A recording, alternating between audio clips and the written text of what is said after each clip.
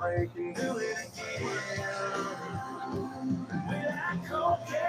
everybody, thanks for joining us for the final game of the Western North Carolina Scout and Streaming Series. It's been 25 games. This is the 25th one.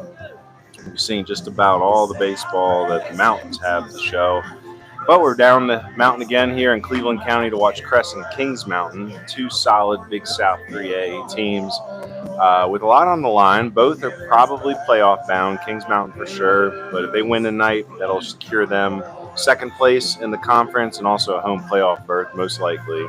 And if Crest wins today, it'll more than ensure their playoff berth, which is looking pretty good anyway with the RPI.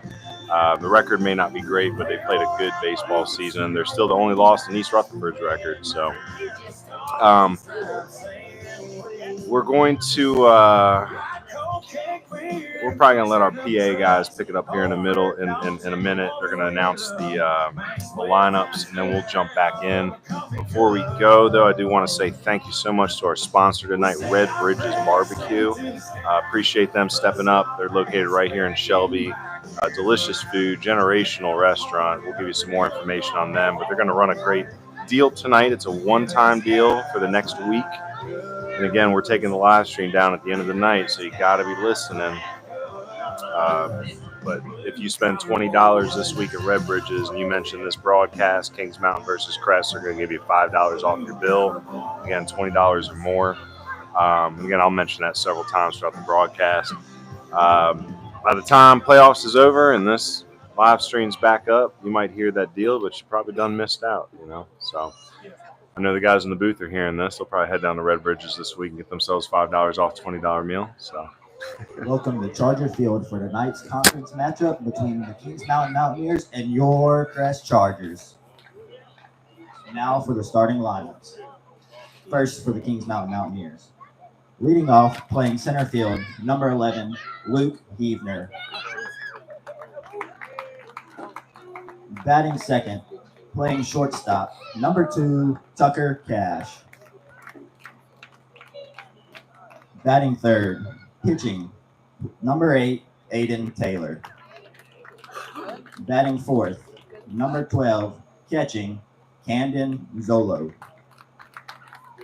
Batting fifth, playing third, number 7, Colton Mays. Batting sixth, playing first, Lawson Kennedy. Batting seventh, number 5, playing right field, Jason Melton. DHing, number 10, Nick Cole. Playing second, number 3, Wesley Turner. Playing left field, number 6, Kyle Anderson. And now for your Crest Chargers. Leading off, catching, number 2, Camden Cobb. Batting second, playing right field, number 3, Zach Rayfield. Batting third, number 11, playing second base, Wyatt McSwain. Batting fourth, playing left field, number 7, Landry Olmstead. Batting fifth, playing third base, number 16, Eli Black.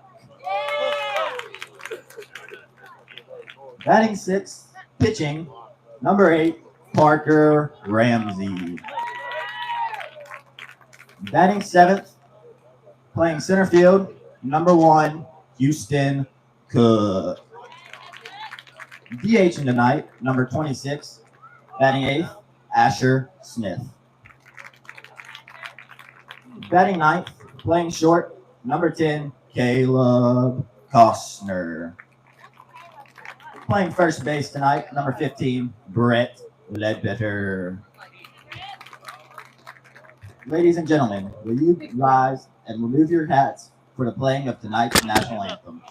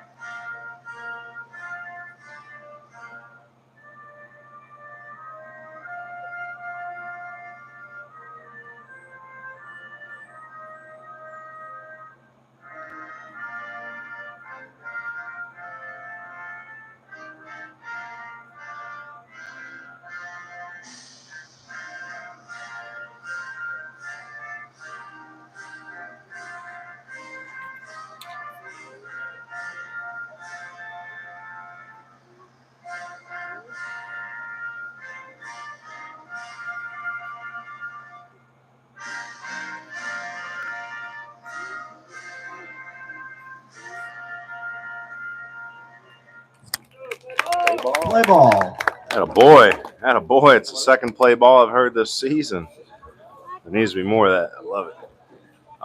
So good matchup tonight. A lot on the line. Again, both are most likely playoff bound, but Kings Mountain trying to earn hopefully a playoff game at home, and then Crest again. Tough season, but good season when you consider the fact how young they are. I want to give you some more information on their team here. So again, they are currently sitting at, let's see, 10 and 11, 11 and 10. I've written it down earlier today, but let's see if I can pull up the old Max Preps here. Because I know that Kings Mountain is 10 and 3 in conference, and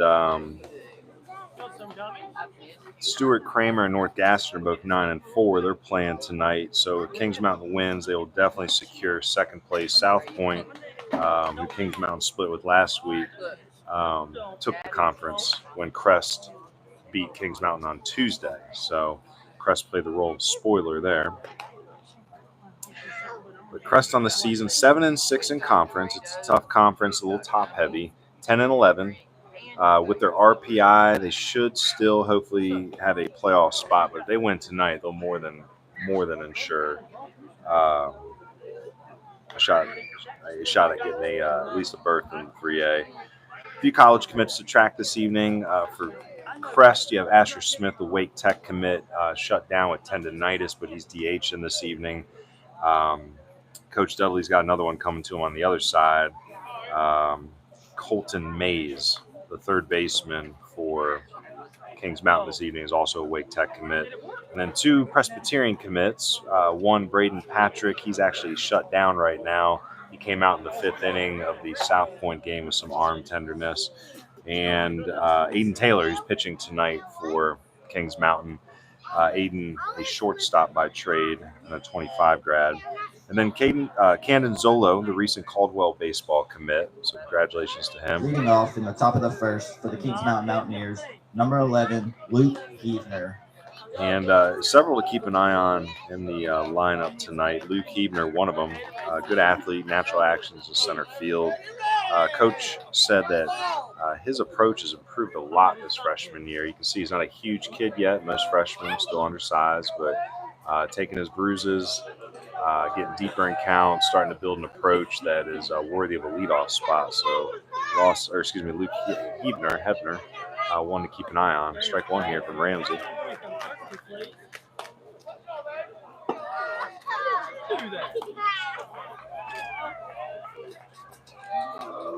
Ramsey at 25 grad. Solid pitcher. He's been up to 85 on my gun. Spins it well. Misses a lot of barrels. The key for Ramsey is staying in the zone. If he can fill it up and get ahead, he can get deep into this game because he has a 75 pitch limit tonight, trying to make sure he's available for next Tuesday in the playoffs.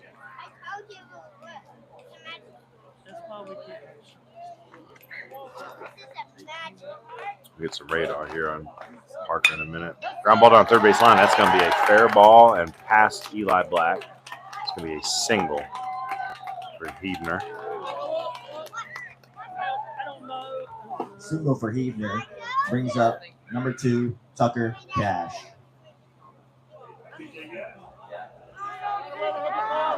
So Cash, the senior, probably the best defender on the team. No plans to play in college. The coach did say that Sellers said he's probably the best glove on the team. Playing shortstop as Taylor's on the bump this evening. Squares, misses. That's going to allow Heavner to move up a spot as the ball hits the dirt on the wild pitch. I see what you got. Mm-hmm. Let me see your fingers. Hold on, let me see your fingers. First glance, I thought it was a foul tip. I guess he missed the bat altogether, but definitely offered.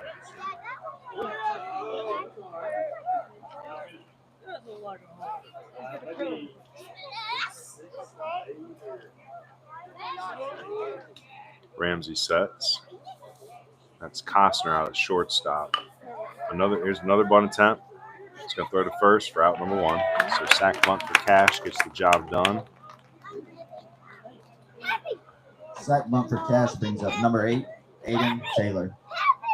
Jackson Swenson was the starting shortstop at the beginning of the season. Went down with a broken foot, I believe it was. Was batting about 350. Swenson has a very strong arm, but Costner doing a good job filling in. Took him a minute, but he's starting to get the nuances of the position. Good left-handed hitter as well. One out here, runner on third. It's early. We'll see how they play this one. Infield's back. Black about 2 steps behind the bag, third base.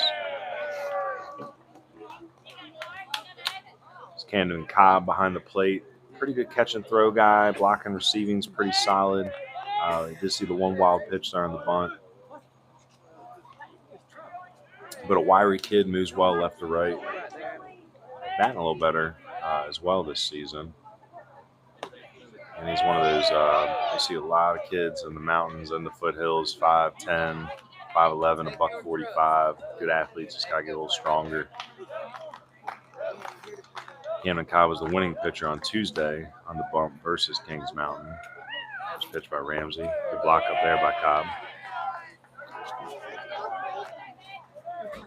Saw during the national anthem, the flag's half mast. I believe that's for the Charlotte police officers that lost their lives a couple days ago. Very unfortunate event. We're only a couple minutes down the road from Charlotte, maybe about, 30 more minutes. Beautiful drive to Crest. I live in Edneyville, so we come down Bat Cave, Chimney Rock, Lake Lure, down through Rutherford Polk. Love coming down the mountain into Shelby. Swing and a pop fly. It's going to be foul and out to play.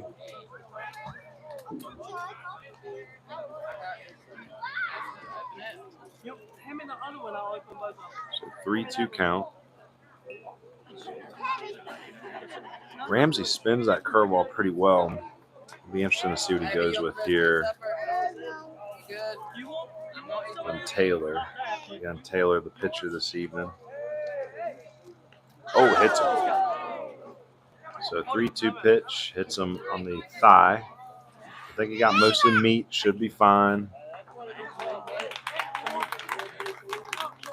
It's Taylor, the Presbyterian commit, heads down to first base. So first and third situation here for the Chargers. Was Zolo up to the plate. Hit by pitch brings up number 12, Camden Zolo. Zolo made his announcement, I think it was about a day ago. So again, congratulations to the kid. Going to Caldwell. Coach Parham took over Coach Pate's program a couple years ago, remained fairly strong. Last year they were a powerhouse. This year, a good team but young, so rebuilding a little bit. So you see a lot of Cleveland County, a lot of foothill kids end up at Caldwell, Cleveland, Catawba Valley. No junior colleges in the mountains. Need one badly.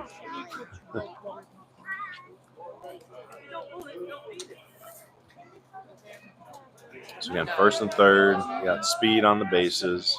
We'll see what the defense is. Saw a great first and third play the other night with North Henderson and West Henderson. Elias Shin, West Henderson's second baseman, came up and deep the throw, and Jack Lida in the background snagged and snap tagged, getting Alex Hanna trying to steal second in that game. First and third defense is something that a lot of Western North Carolina teams have to get better at. It's one thing I observed. Have a plan. Know the tendencies of the runners. Know when to cut, when to throw through, when to go snap in the third. Have something on. Just too many times I saw this spring just letting the runner go to second. Cobb with a good arm behind the plate. Ramsey moves quick to the plate. We'll get a time or good delivery time on him.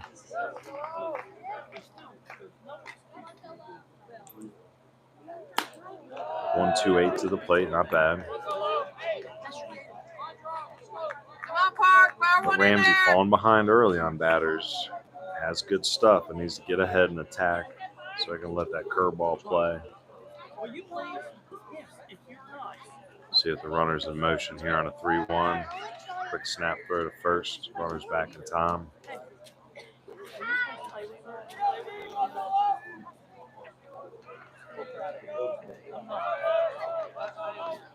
Ramsey sets. 1-2-8 to the plate. A little better. So counts full on the recent Caldwell Tech commit. The runner not going.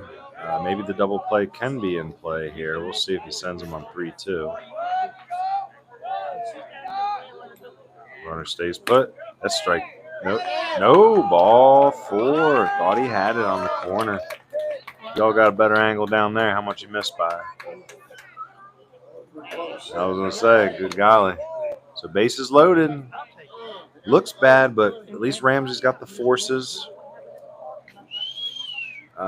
Hopefully everybody knows their play here, when to come home with it, when to try to turn 2. I saw the other night, bases loaded, ball right back to the mound. Kid turned around and went to second instead. Just should have came up 4-1 or 4-3 or 2-3.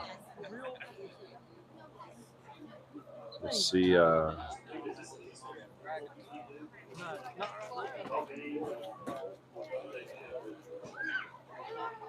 It'd be one of my interns. I got know it's just me, man. I'm doing everything for this business. 7, I would love some interns. Kids are good conversation in the booth, man. When I was up at Madison, there was a kid up there named Riley. Great conversation. Would ask me questions during the broadcast. It just made more, he'd be like, hey, how's Wes Henderson doing, right? He just ask me questions and get things rolling. So if you want to play off tonight a little bit, they can hear you, most likely. So you guys know your neighborhood better than I do. I know McFarland pretty well to get the scoop, but you guys know the nuances of your neighborhood. I'm doing good. How are you? Like, you don't know, maybe Parker Ramsey got in a fist fight with this kid in 6th grade or something, like here's the pitch. Nice. Got the strike call on the inside corner. That's getting ahead now.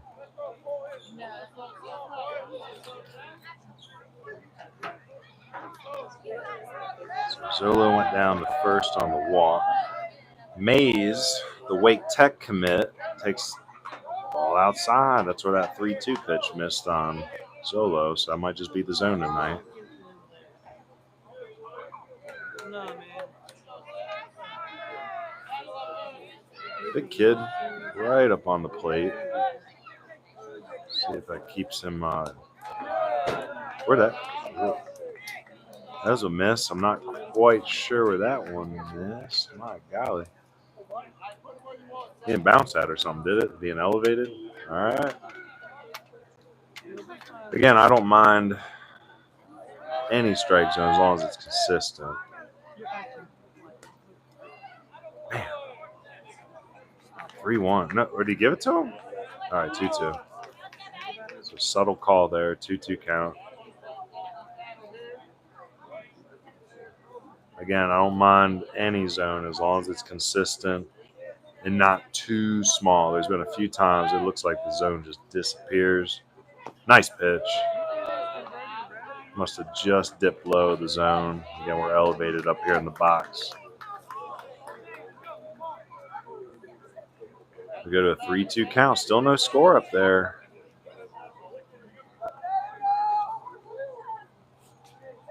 Got Costner and McSwain in the middle.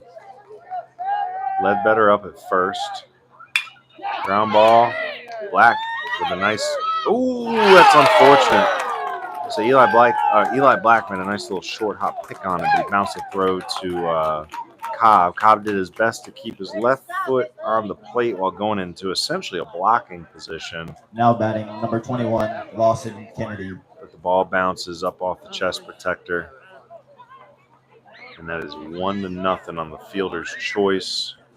So I guess it's a fielder's choice RBI.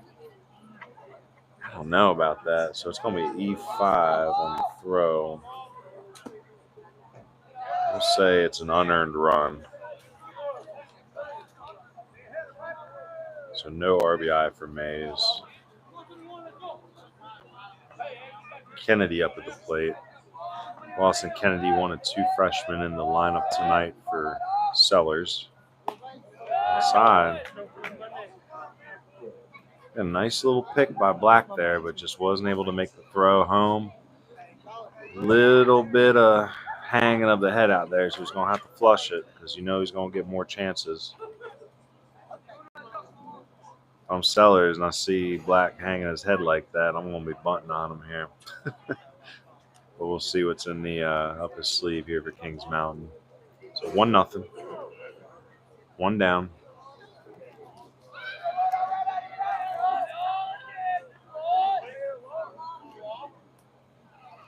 Kennedy, a left-handed swinger.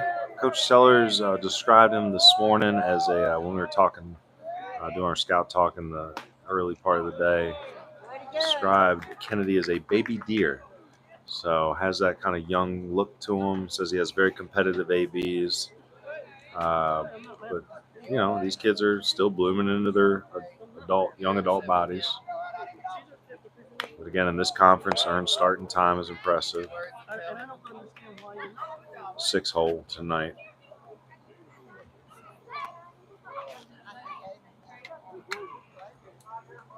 Kennedy doing the work at first base this evening.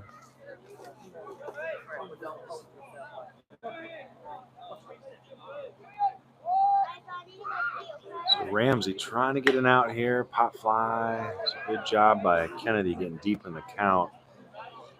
And with Ramsey having the limited pitch count tonight, I think he's got a 75 limit, Kings Mountain's making him work here in the first. So he could be out of this game sooner than later at this rate. Ramsey, a good prospect, though. He's got some two-way potential. Saw him battle earlier this year on the mound versus Tuscola. Doesn't seem to be getting around that curveball quite enough this evening. Another 3-2 count.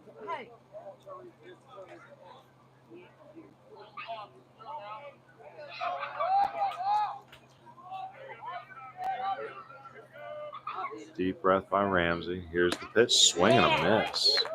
Big strikeout for Ramsey. Chargers needed something. Strikeout brings up number 5, Jason Melton. To break the monotony of the last couple of hitters. Melton in right field this evening. Melton, a football player, going to go play linebacker at Fayetteville State next year.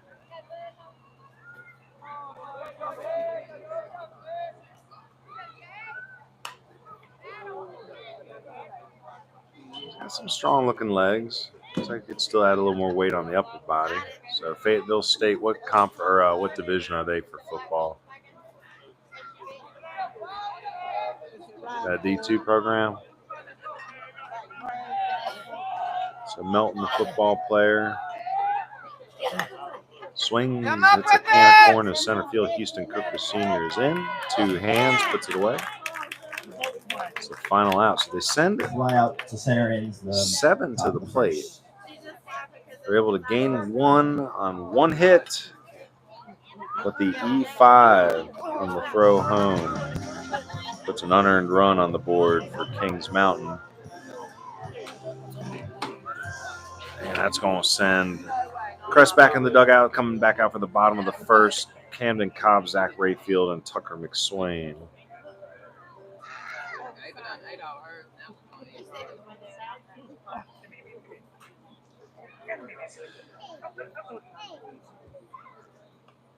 Again, we want to thank our sponsor tonight, Red Bridges Barbecue. Much appreciative to them stepping up and giving us some backing to make these broadcasts happen. It's small businesses around Western North Carolina that's allowed the Scout and Streaming series to flourish. Red Bridges, located right here in Shelby. Their hours are Wednesday to Saturday, 11 a.m. to 7 p.m., and then Sunday is 11 a.m. to 3 p.m.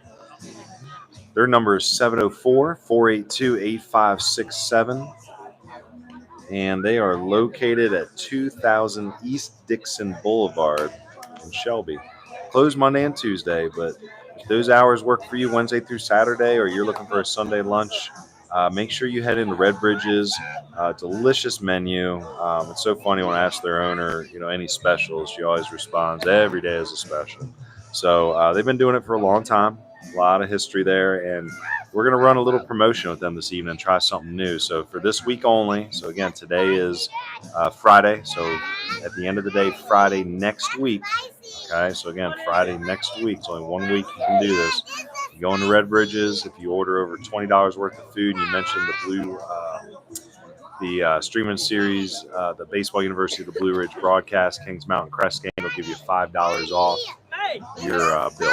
So we appreciate that, and we're interested to see what the feedback is, because it's only going to be for those listening live tonight, because after the Leading broadcast, off for your Crest Chargers, we're gonna go number dark. 2, Camden Cobb. we've taken down all the other streaming so far, and after last night's game, we took that down, and again, after tonight, the conclusion of this game, we'll take this one down, because it's playoff time, and we don't want anybody further east getting free scouting reports on our guys. So again, we love the college recruiting coverage that we're doing, and we feel it's been very beneficial, but it's time to go dark for playoffs. And once I see teams eliminated from the playoffs, I'll put their videos back up. Camden Cobb with the bunt and pullback, takes ball 1. Curveball high, 2-0 count.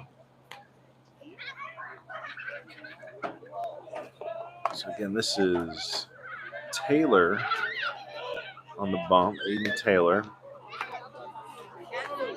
Aiden, a shortstop by trade, heading off to Presbyterian College after his senior season. He's only a junior now.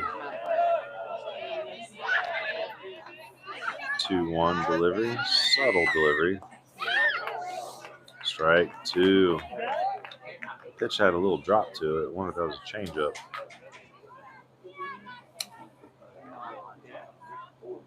So 1-0 lead here for Kings Mountain.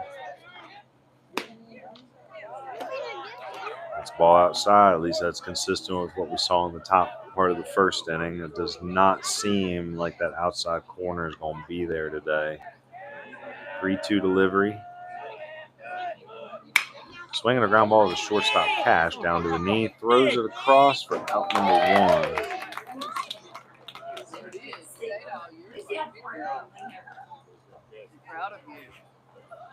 It's going to bring Zach Rayfield to play. Zach, I believe, wants to study. Number 3, Zach Rayfield. I believe Zach wants to study engineering in college. Very fast. Ran a 6.58 maybe for me when I was down here, and it was late January, early February. I came down to do some video work with Coach McFarland and his guys, and Zach can run. A lot of good mechanical intangibles for hitting from the left side. Just needs to continue to be more consistent. Strong, good left-handed pitching project. This kid wants to play in college with that engineering route. There should be some good academic opportunities for him. What's the count? 1-1. So even up here, 1-1, nobody on. No way.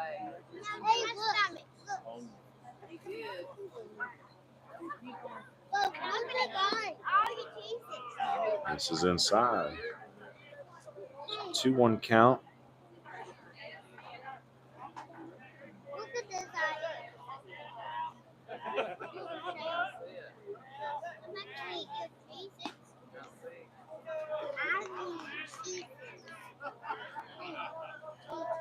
So 3-1. Crest trying to see if they can get some early base runners and match that first inning run. It's ball 4 to Rayfield. Rayfield draws a walk, bringing up number 11, Wyatt McSwain. Move him around, Now, Wyatt. McSwain's fresh back off the DL. Had a knee surgery a few months back. Was at North Gaston last year. I think his family recently moved, put him in the Crest neighborhood. Good athlete, playing second base tonight. He's played third, has pitched in the past, maybe in relief this evening. It'll be his first pitching appearance of the season. Again, Taylor, the athletic shortstop, head to the Big South in a couple of years and played for Presbyterian. Coach O'Neill down there, tried to talk with him a few times on some recruits. Kyle Decker, former North Henderson grad. Was in our Knights program years back. Hard line drive can move on the swing. Takes Taylor's head off. So two base runners here with one out. Single Swain's by gotta feel McSwain good brings about up that. number 7, Landry Olmstead. Let's go, Landry. That's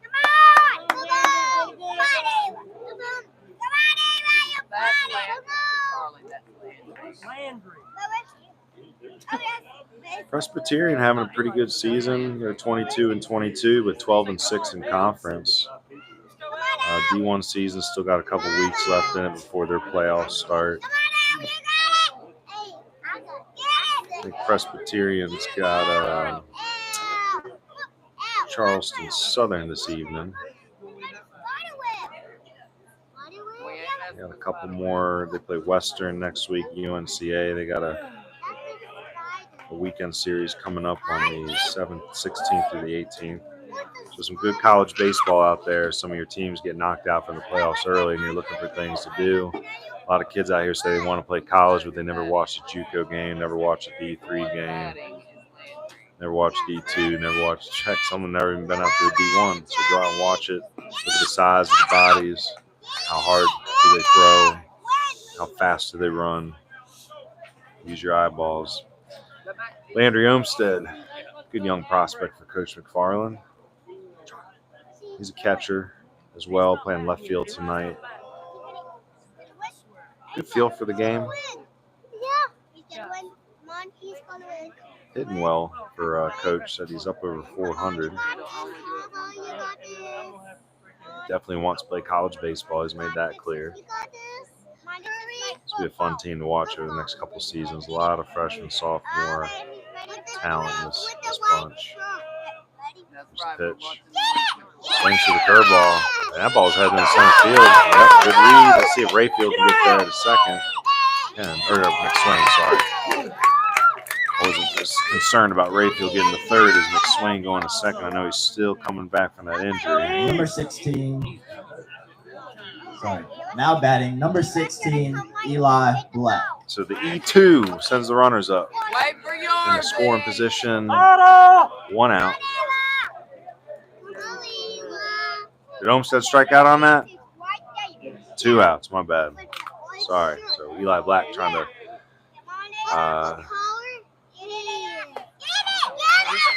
even up the score.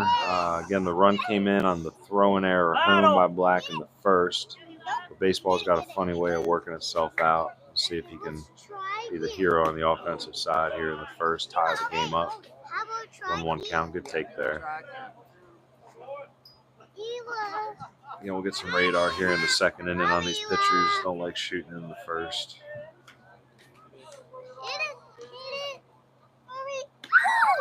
Curveball out. 2-1 count. A lot of curveballs from Taylor early on, sweeping across.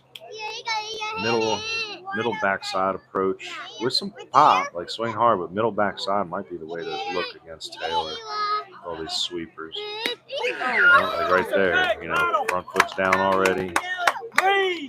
Let the ball get deep. Get in your legs a little bit. 2-2 count, 2 outs.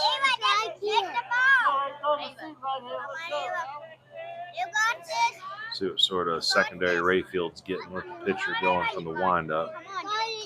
Pass ball in the dirt. See what happens. It's creeping down the line. Swing and a miss by Black. That's the end of the inning. So 2 back-to-back Ks by Taylor. End the threat. End of the first, your score. Kings Mountain 1, Crest 0. Again, thank you to Red Bridges Barbecue for sponsoring our last game of the season. It's been 25 games of the Western North Carolina Scout Streaming Series. It's my first year not coaching high school in 12 years, 11 years. And I told my wife I'm going to be home more. Here I am following 25 games. So I'm looking forward to being home. Got a lot of college coaches to catch up with after watching y'all play this spring. Today's my anniversary. Happy anniversary to my wife. Always remember it because I was the third baseman, 5-3. 5-3 is the wedding day. So congratulations to me and her. So how many years is that? 11? 11 years. Thanks. been a good 11 years. And all my coaching, Coach Hodge knows probably, right? You know, you have to marry a very special woman if you're going to be a baseball coach and make your family work. So, like, next to military, and it's a long next to, you know what I'm saying? It's like long second place, but next to military, baseball coach is probably, it's hard, man. You're late nights. You know, you try to take your kids on some of those couple road trips, you know, a few times a year. You know, I was at Christ school last year, so it was a lot of hotels. They take them kids everywhere. But it's nice to be home. So He's gonna blame that hit on y'all. I'm definitely becoming an armchair quarterback, that's for sure, though. Just sitting up here criticizing everybody else now. So Ramsey out for a second inning of work. Anybody got game changer going up here? I bet you he threw 25, 26 pitches in that first inning. Shoots a radar through the tiny window. This is the best press box I've been in, though. It was nice. Air conditioning. Leading off the top of the second, number 10, Nick Cole.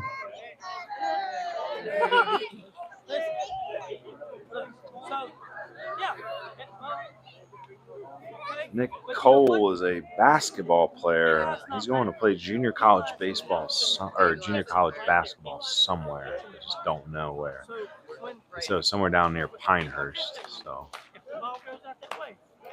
77 on the radar there. Hey, I got an idea. Come count the things on my shoe. And Ramsey don't want to fall behind again, so 1-0 count. 78, that's number 32 or 33. That's 33. So again, Ramsey, I think he's on a short leash, trying to keep him under 75 so he can still be available for playoffs.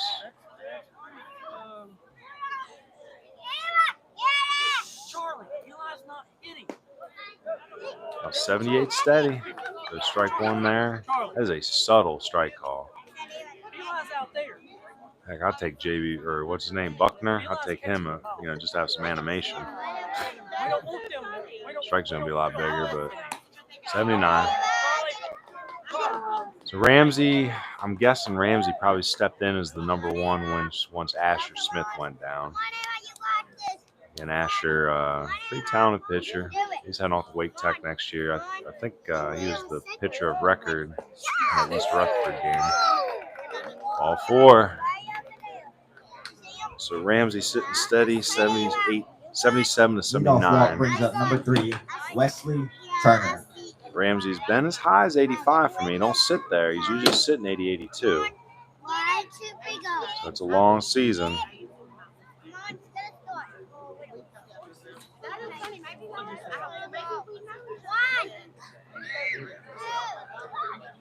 So number 9 hitter here, the second baseman, Wesley Turner, sophomore. Coach said his kid works hard in the weight room. So he's a smaller prospect, a little bit of a late bloomer, but he said he has good feel for the game, and he's also one of their more reliable relief pitchers. So says he ain't a flamethrower, just fills it up. Not a big lead, but a close play there.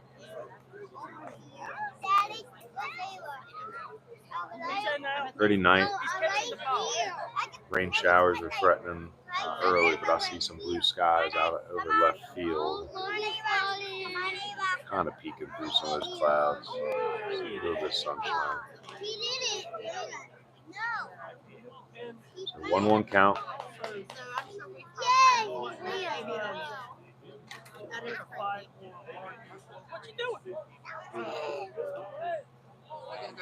Ramsey delivers, ground ball third. Eli Black has a chance to redeem himself, throws it across for an out.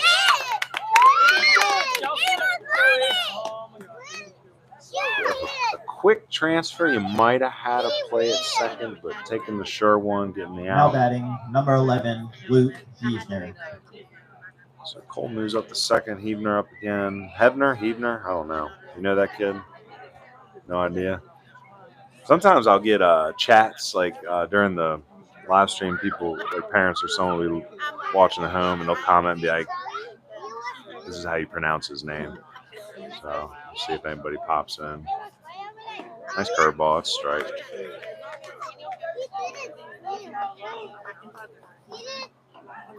If you're Ramsey here, you just want to start getting ahead a little bit, get more 0-2, 1-2 counts. If he can get a couple 10-pitch innings, he might be able to stretch out 4. It's a swing and a lifted fly ball to left. He's going to have to run in on it. Ooh. Little basket catch. I haven't seen one of those in a while.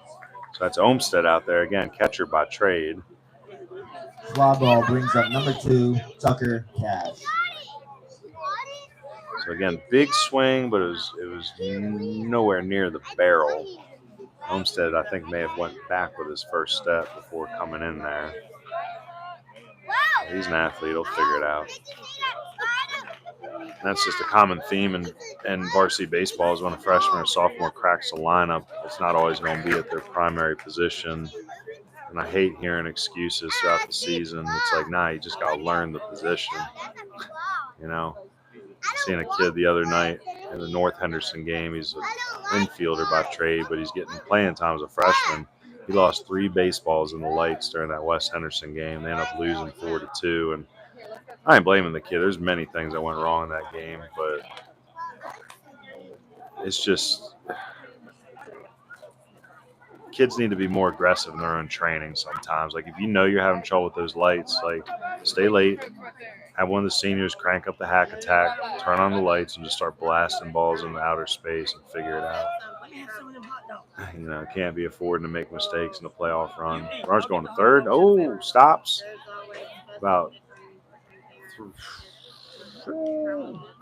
He stops about 3/7 of the way down. Puts on the brakes, goes back. Cobb did make a throw. No play, though. 1-2 count. So we'll see what sort of result Parker Ramsey can get getting ahead in the count here. Like he's starting to find some spin on that curveball. Ground ball to first baseman Ledbetter. He'll take it. And that is out number 3. So 1-0 still here. Going to the bottom of the second. The first and the top of the second. Coming up for your Crest Chargers, number 8, Parker Ramsey. Parker Ramsey, Houston Cook, Asher Smith due up. Costner in the 9-hole before it turns over. Again, thank you to Red Bridges Barbecue. Appreciate their sponsorship tonight. This game is brought to you by Red Bridges. Been on their website a little bit today. I hopped on it back in March when we covered our Crest game versus Tuscola here. And Red Bridges has a fax page on their website. I'll go to it real quick. There we go. So fun facts. Yep. All right. Did you know? So not only are you going to get a good meal, but you're going to be able to witness a little bit of history too. Red Bridges has been the home of many. It's been the setting for a couple movies and a couple TV shows. I was on an episode of Smoke Rings. It was the setting of Buried in Barstow. I think it was a movie. Let's see here. It's the first restaurant to ever serve bottled Sundrop, delicious soft drink. My dad always likes this fact. It's Billy Graham's favorite barbecue spot when he was alive. Leading off in the bottom of the second, number 8, Parker Ramsey. Been inducted into the been inducted into the Barbecue Hall of Fame. They're the winners of the 2016 Best Barbecue in America contest. So if you're not going to take me up on this deal to go down to Red Bridges and spend $20 and get $5 off, I'm not really sure what's going on in that head of yours. So again, if you're listening to the broadcast, head down to Red Bridges between now and next Friday. Mention this broadcast, get $5 off a meal purchase of $20 or more. So Ramsey trying to help himself out. Down 1-0 here in the bottom of the second.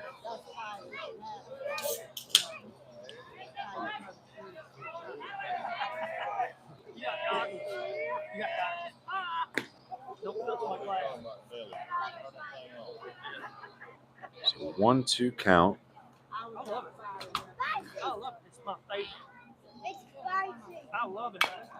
Curveball there by Taylor into a little chopper. And there's going to be absolutely no chance of getting Ramsey. He got out the box pretty well. So infield single for Ramsey. Infield single for Ramsey brings up number 1, Houston Cook. Houston Cook's a good kid. I think he's one of the captains on the team. He had some interest in pursuing college baseball for a hot minute, but I talked to Coach McFarland the other day and said Houston's just going to go to school. I always remind kids that aren't going to pursue college baseball that there's men's leagues. You know, there's softball leagues, there's co-ed leagues, there's club ball and some of the bigger state schools. So if you like swinging the bat, like stay in the game. Houston's a good athlete. He'll probably play some JUCO ball somewhere, depending on what he wanted to look for, but there's other factors in life. A lot of seniors make that decision every year. There's been some seniors I've coached in the past who very high level. They're done. You know, game takes a lot out of you. You got to put a lot into it. Everybody says they want to play in college, but you're ready to do 2 hours of work before your first class. You're gonna lift. You're gonna go back and get your work done even more after. Good bunt here. See if it stays fair. Nope. So Cook, fun to move the runner over. Go eat, practice at 1:30. Go eat lunch or go eat dinner. Come back, get 2 or 3 more hours of work in. It's a lifestyle. I'd say it's a rough guess, but I'd say 40% of college commits are probably done by sophomore year of college, in the sophomore year.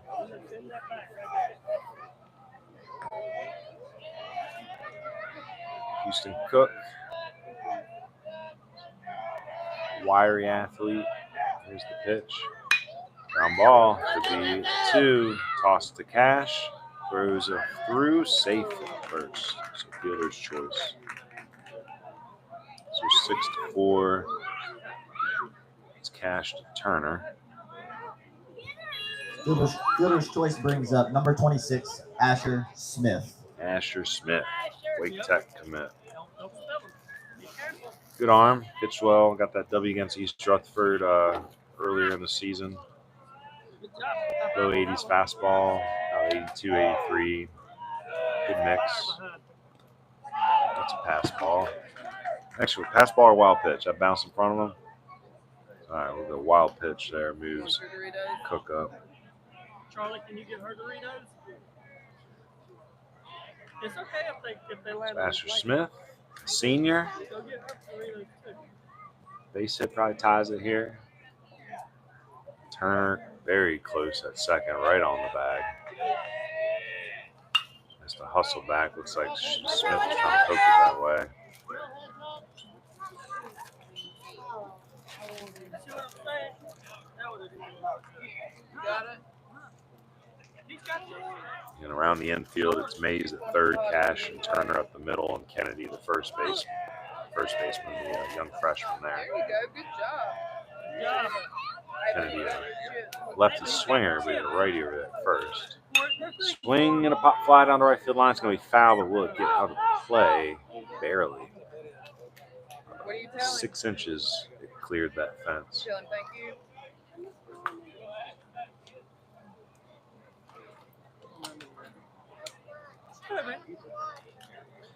Asher Smith going to be playing for Coach Dudley. Coach Dudley's a real nice gentleman. Met him earlier this year. Went to watch him play Coach McDonald's squad at Catawba Valley. Appreciated him taking some time to talk to a few of our players down there about the JUCO grind. Swing and a miss. Big K for Turner. Went to the top of the zone with the fastball. It's going to bring Costner. Now batting, number 10, Caleb Costner. Double C's, Caleb Costner. Good athlete. Still learning some of the nuances of the game, but he's filled in pretty admirably at shortstop for Swenson, who got hurt in the middle of the season. Good first pitch curveball there by Taylor. Again, very subtle strike calls by the umpire. I've seen people more excited flipping through Tupperware catalogs. Here's the pitch. Good spot, ball. He ain't been calling it, so can't complain.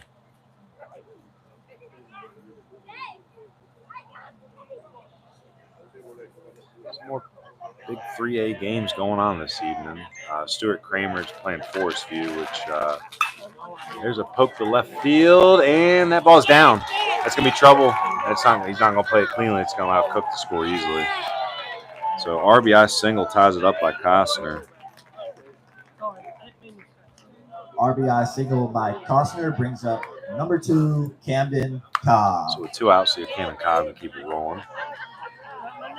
So Stuart Kramer playing Forest View. That's a given, right?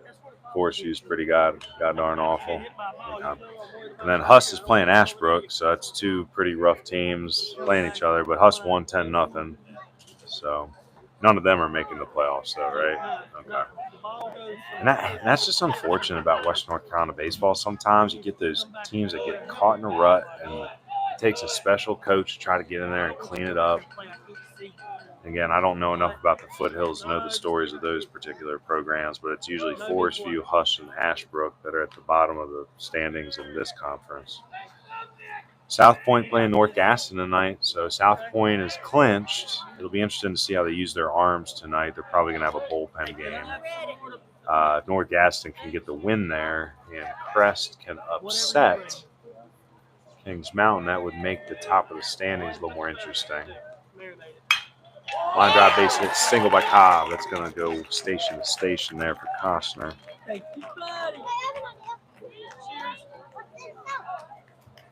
Single by Costner brings up number 3, Zach Rayfield. How's tiebreakers work for second place? Is there like record against each other or anything like that, or do they just share it? Okay. And that's what's helping Crest right now is RPI, tough. And that's something I've always liked about good programs. Like, you'll see the record sometimes and be like, ooh, but then you realize, like, no, you play those types of teams in the beginning of the year to get your guys ready. You take the L's if that's what has to happen that day for the out-of-conference games. You know, it's like I've seen, like, for example, I started doing ground ball foul. I started doing like a top 10 ranking for the mountains and the foothills, and the mountains is easy because I know everybody, and I kind of have that image in my head of like 3-game series, who wins, you know. And that's kind of how I make it. It's like TC is definitely number 1, and so on. But in the foothills, like, I'm still trying to figure out some of these teams. I've had a few people call me and be like, hey, like, why is like Carolina Day is a good example. Like, good coach there, Coach Smith. But I've had a couple of his kids be like, hey, why aren't we being considered? Like, we're killing it. And it's like, yeah, but you guys are playing Cherokee, Avery, Andrews, and then like these 1A, 2A Christian schools that are, no offense, awful.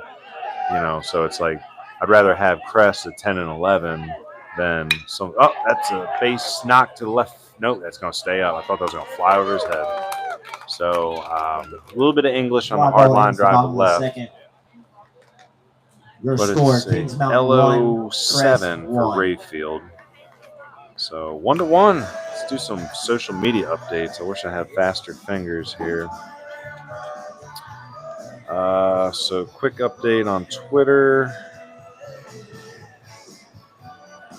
So Crest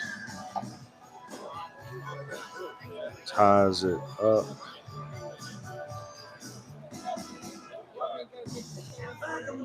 Ties it up on Caleb Costner.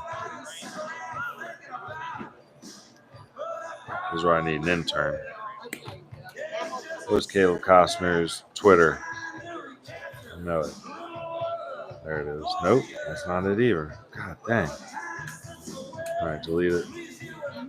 That's what I'm talking about. Caleb_Costner. I had that. Let's go.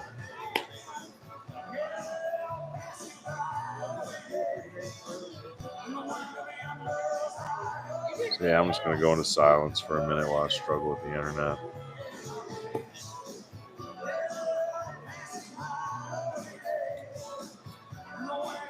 Caleb Costner. All right.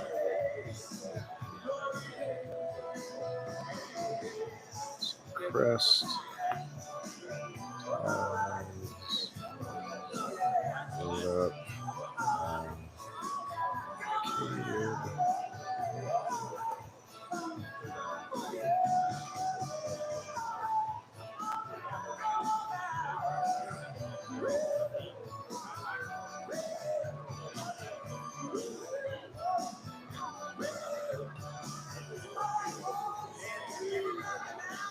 I'll do it later.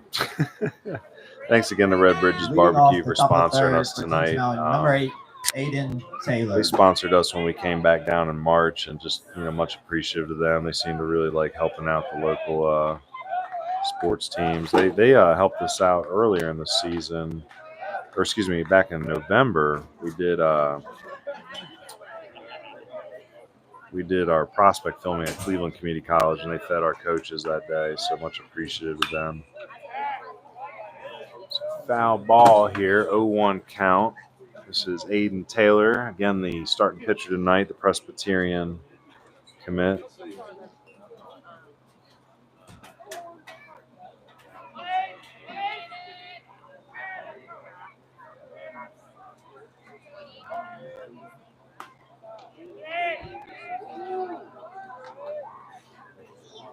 So even count, 1-1.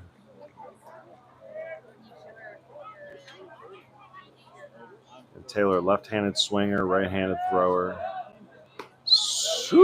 Big old swing there. His vertebrae in the neck are all right after that.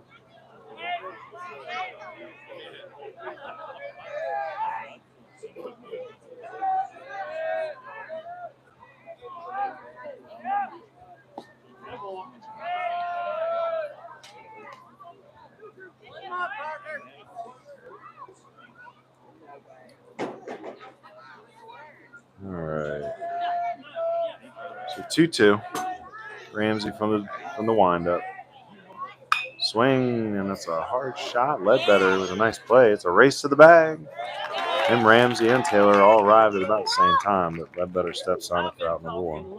Ground ball brings up number 12, Camden Zolo. Oh yeah, top third. Yep. You want to sit here beside her? Do you want to sit here beside her? Or you want to sit on my lap?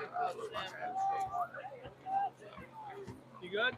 I was asking Nana. So Zolo, the plate, walked his last time. He was part of that first inning. Led to a unearned run. Ground ball to third base, so it was bounced home. Zolo took a walk in the middle of that.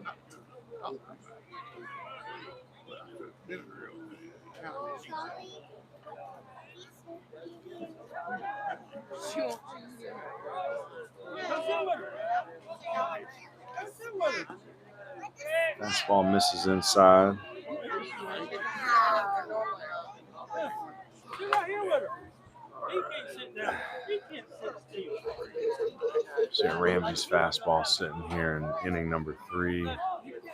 75 pitch limit tonight. 82. There we go. Now he's starting to cook it back up.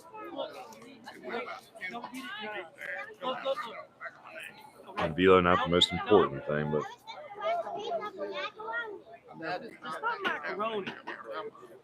helps that stuff play up for sure. Helps you get deeper in the games. 80. Swing and a miss. 2-2. 2 straight fastballs. Even the count up.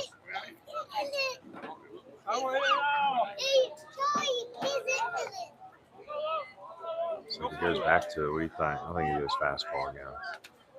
Challenge him. Well, 88 off the bat. So challenged him. Didn't work. It's okay. Single brings up number 7, Colton Mays. Now you make the adjustment with 1 out here. So 1 out, 1 on. Mays to the plate, the Wake Tech commit. Big kid, big legs.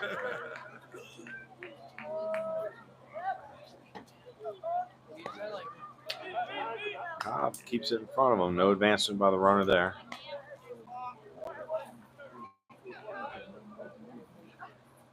Pretty Y'all be careful driving. pretty nice evening. No wind. That flag is limp in center. Good luck for the So no breezes will be assisting the fly balls tonight. Swing and a foul back. 1-1. That's why that's all. So Wake Tech in Region 10, along with some of the other JUCOs we mentioned, Caldwell, Cleveland. So their playoffs should be starting soon.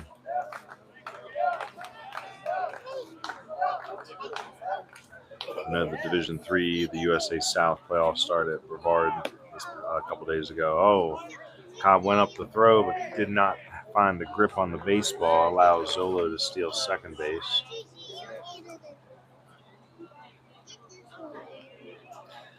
See who else is playing. North Buncombe and Tuscola are playing an out-of-conference game, but they're both 3A, so fairly important.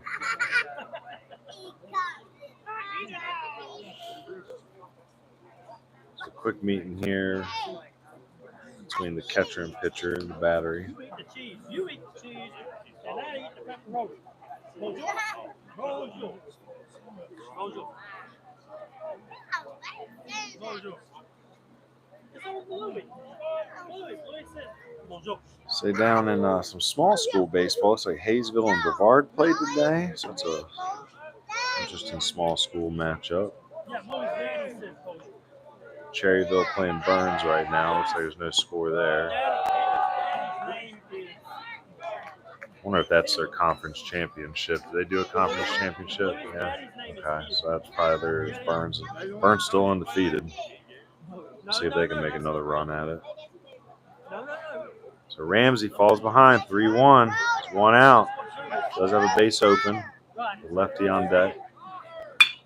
Hard hit to left field. Does it stay up for Olmsted? It does not. It's going to allow Zolo to round third and score. No slide, none needed. So RBI single by Mays puts RBI single Kings by Mountain Mays back up brings one. up number 21, Lawson Kennedy. There's one out. Let's see if is it the Mountaineers? Is that their name? Kings Mountain Mountaineers. The Mountaineers can keep threatening here.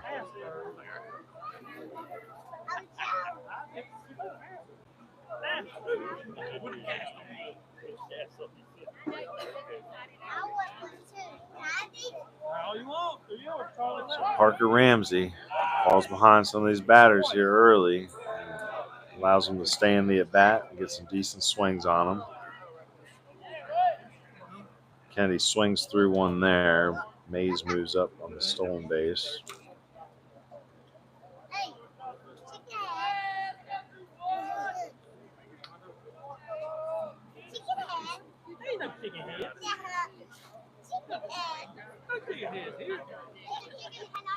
Oh, 1 delivery. Curveball. Just turn signal on. Comes back over for strike 2.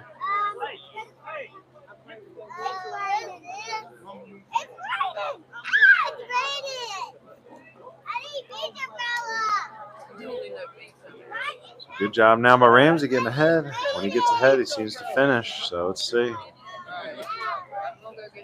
Kennedy swings and fouls one back to the screen.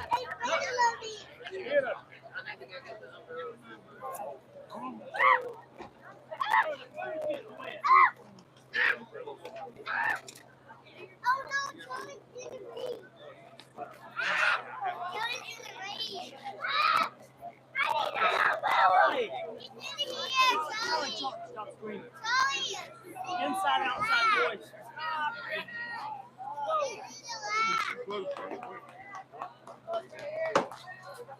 So Ramsey with the 0-2. Bounces one. Good block by Cobb. Gets up quickly on the recovery. Nowhere to go for Mays. Kennedy struck out in the first inning.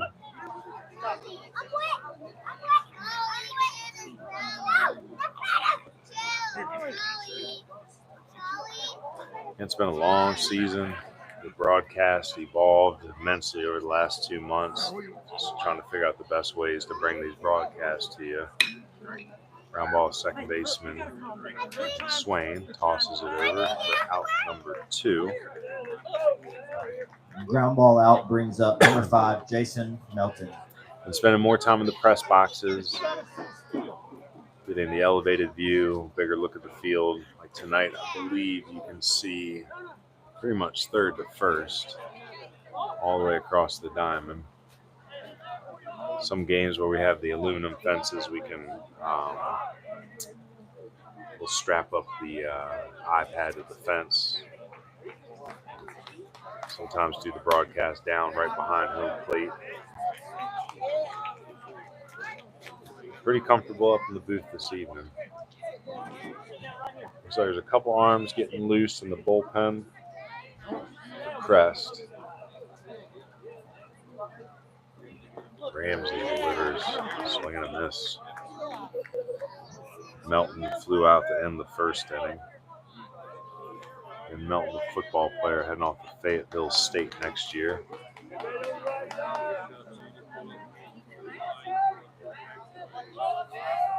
You know, 2 outs here. Fastball out.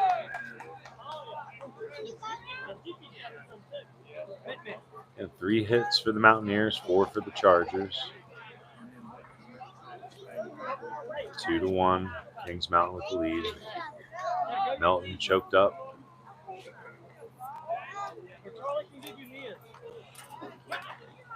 Don't want to strike out here. Just want to try to put the ball in play. That runner on third. See if he can make something happen with 2 outs.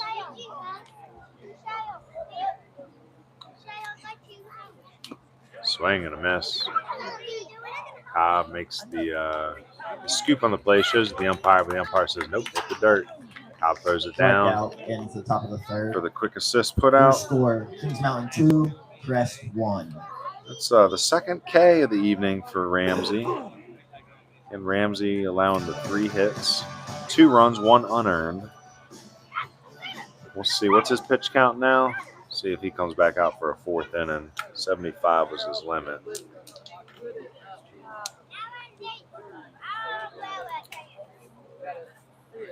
Again, Taylor on the bump for Kings Mountain, the Presbyterian commit.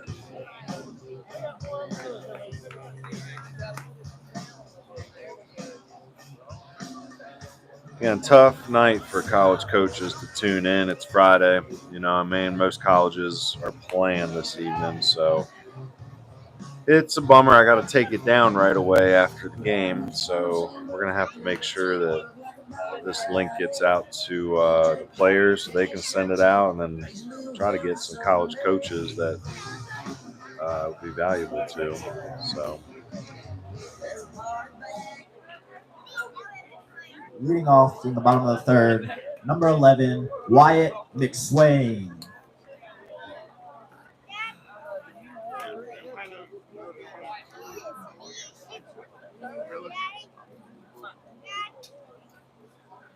So McSwain about took Taylor's head off last time with a line drive single at the middle.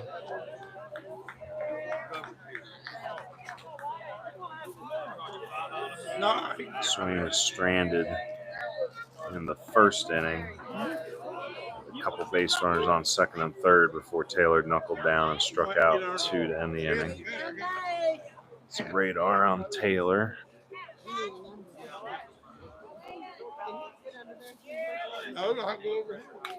$80 on the fastball.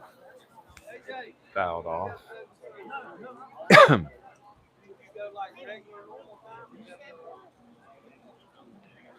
The umpire walks the ball out, give the catcher a second to recover there.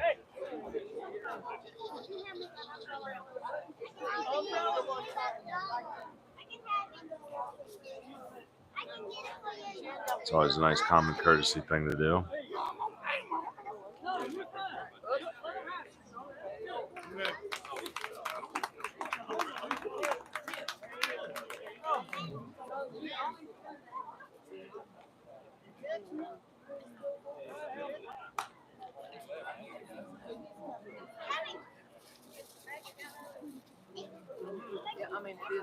All right, let's get this game going. So it's an 0-2 count, is that right? Or 0-1, 0-2, okay.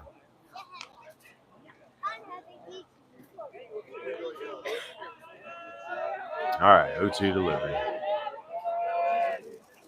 83 on the fastball, misses outside. It's a little bit of heat here from the PC grad or the PC commit.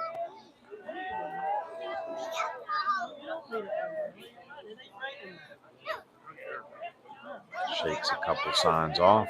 Finds his pitch. Swing and a miss. Strikes him out. Strikeout brings up number 7, Landry Olmstead. So Landry Olmstead struck out in the first inning. Sorry, we're not going to see Kitty Cat. Out in left field tonight. We're not getting the hit. We're not. Swings at the first pitch off the end of the bat. That's going to fall in there. So bounced around a little bit by the center fielder, but it's going to stay there. Single by Olmstead brings up number 16, First Eli base. Black. So Olmstead, big swing, but it's off the end of the bat. Falls in there in front of the center fielder. So 1 out base hit. Eli Black to the plate, struck out his first time up. And another good time for Black to try to redeem himself for that unearned run in the first. Swinging a hard hit to left field. That ball is down. Let's see if Olmstead can. Nope, that ball's going to plays in front of him, so nowhere to go. So 2 back-to-back singles. 2 base runners with 1 out here for the pitcher. Single by Black Parker Ramsey. brings up number 8, Parker Ramsey. So Parker Ramsey still the pitcher of record right now. No, we ain't messing. So coach coming out to the bump. Meet with his team. I wonder if he's probably trying to keep his pitchers on a certain pitch limit too, just to make sure he's got fresh arms for their first playoff game Tuesday. So my guess is nobody's going over 75 pitches today. And with a close game like this, it's probably a race to knock out the starters.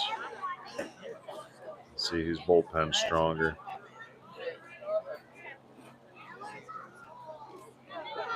Parker Ramsey, plenty of pop in that bat. Just needs to get a little more consistent on the barrels. A lot of right side with Turner covering the base closely. A sprint back into position. Still a lot of backside if you can go that way.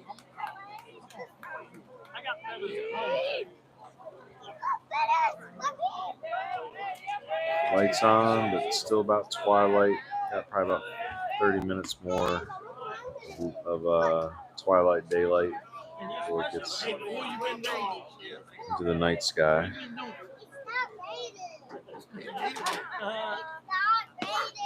And holding that runner close at second. First baseman's playing in front of the runner. First base.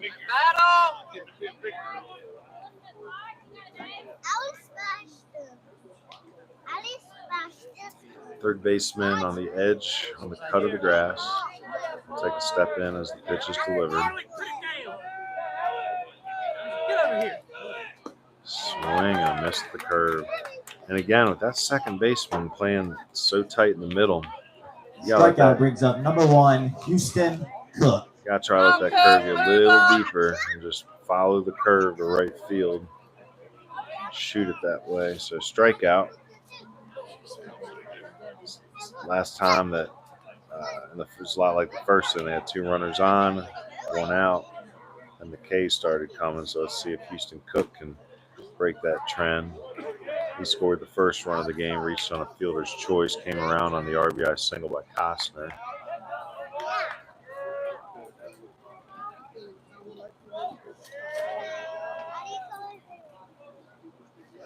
And Turner about 81, 83. They're really going to that curveball. And again, got to make the adjustment. If you're the Crest Chargers right now, he's been relying heavily on that curveball. Try to find that spin and then just follow it to right field. Shoot it over that way. Yep.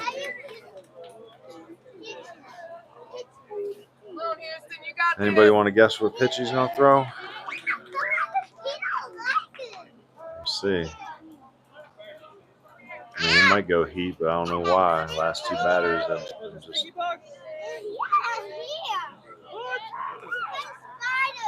breezing through that curve. Oh, he went heat. What are you doing? Did he shake? That must have been a pitch call then. Come on now.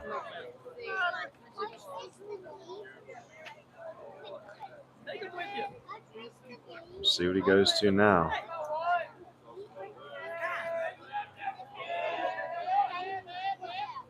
Curveball. Flicks the barrel at it. Sends it back into the screen.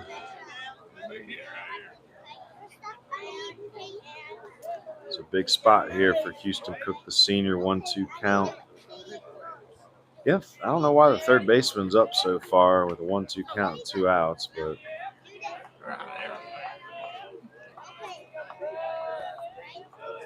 see. Is he going to deplete a little bit? Up, swing and a miss. It was the curveball again. So that is the fifth Strikeout K. ends the third. Your score: Kings Mountain 2, Crest 1. So fifth K for Taylor. It's going to be Cole, Turner, and the top of the line of Hebner in the fourth.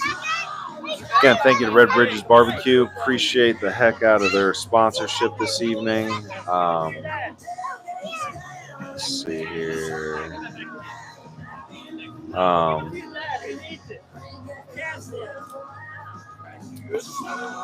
Talked to their owner earlier today. Again, I appreciate them setting up this deal. So again, here's the deal. If you go in this week between now and next Friday and you mention the broadcast and you have a bill of $20 or more, they'll give you $5 off your meal. So legendary barbecue. Might as well stop in and see what it's all about. Now pitching for your Crest Chargers, number 9, Walker Henderson. Let's see here. They've been around a long time. I'm trying to remember what year they opened up here. So going on 78 years. All right, so let's do the math there. Good golly. So 78 years and 4 generations. Red Bridges Barbecue is one of the only few places left that slow cooks pork over hickory all night long. They feel that this is the only way to get the true old-fashioned flavor. Holy cow! Yep, I'm getting hungry. But again, 78. Let's see, 78 minus 24 is 54. So that'd be 1946. Is that when they opened? That's my guess. I'm an English teacher by trade, so don't hold me to it. But again, Red Bridges Barbecue, they're located at 2000 East Dixon Boulevard right here in Shelby. Open Wednesday to Saturday, 11 a.m. to 7. And then on Sunday from 11 to 3. Call them at 704-482-8567 Cole. if you want to put an order in. I believe they've been on some television shows. Again, they've been all over the place as far as their history goes. So thanks again to Red Bridges Barbecue for sponsoring us. Again, mention that broadcast this week. Get you $5 off. Yeah, yours is great. So Cole doing the DH tonight. Cole going to play junior college basketball. And when I was talking to Coach Sellers earlier today, he couldn't remember the name of the school, but so it was a junior college near Pinehurst. So let me just type that in. Chico near Pinehurst. Sandhills Community College. Let's see. Sandhills Community College. They have sports. Swing, and that's a ball through the 5-5 hole. So the basketball player dribbles one into left field for a base hit. Single by Cole brings up number 3, Wesley Turner. Yeah, they do have athletics at Sandhills. That must be where he's going. Sandhills Community College basketball player. Wesley Turner up now. Again, Wesley's one of the players that we put on our scouting report as uncommitted to watch. A couple young ones in the lineup for Coach.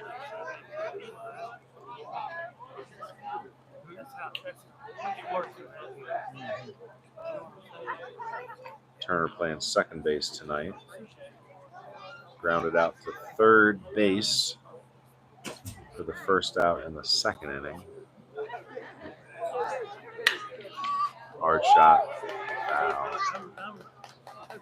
Got to mention too, we do have a new arm out. So Parker Ramsey worked 3 innings. We'll get his line here in a minute. And that is number. Is that Walker out there? Who's that pitching? What number is he wearing? Who's pitching out there? Is that Walker Henderson? Okay, so Walker Henderson in the pitch. Walker, middle infielder as well. Does not want to play college and baseball. Cobb is going to have a shot. Bang, bang. And he is out at second. So nice throw by Cobb. Eliminates the leadoff single. It's 2 to 4. So caught stealing. So 1 out. Nobody on. Henderson, a good athlete. Throws relatively hard. I want to say I got him in the low 80s in the past. What you looking around for? I know. Foul ball. So Turner with the 1-2 count. Choices is limited right now. Yeah, I know. Your choices are limited. Yeah. This is outside. I'm excited to see it. I'm not excited to see I'm going to get home. Well, I might have to go outside. I need to run past. My tailgate ain't going to close it. Henderson, a junior. Well, we can figure that out. Slider, 72 on the gun. So 3-2 count. And number 9 hitter. Freshman, second baseman. Walker digs in the glove, fires, 75 on the gun. It's a lazy liner to right. Line out by Turner brings up number 11, Luke Heavner. So 2 outs now. Leadoff hitter Luke Heavner up. Heavner. Who knows? Heavner, the center fielder. Again, good athlete. Learned a lot his freshman year at the plate. Coach Sellers has been pretty happy with his development. Let's head here 1-0.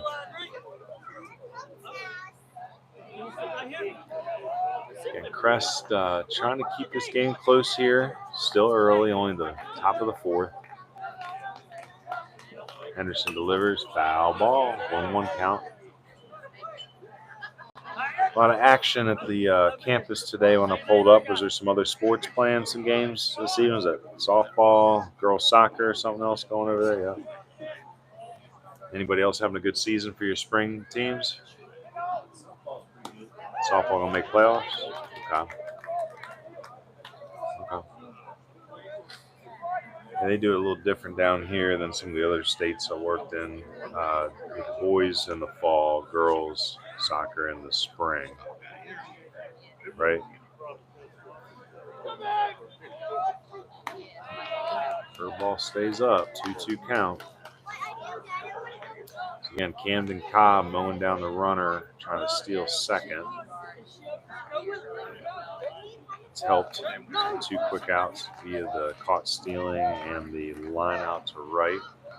So not a conventional 1-2-3 inning. Let's see. Swinging a ground ball to third. Black picks it up, throws across. Ledbetter with the catch. 3 up, kinda. 3 down. Ground ball out into the top of the 4th. Your score, Kings Mountain 2, Crest 1. So heading to the bottom of the 4th. Looks like it's Asher Smith, Caleb Costner, and then back to the top of the lineup with Camden Cobb.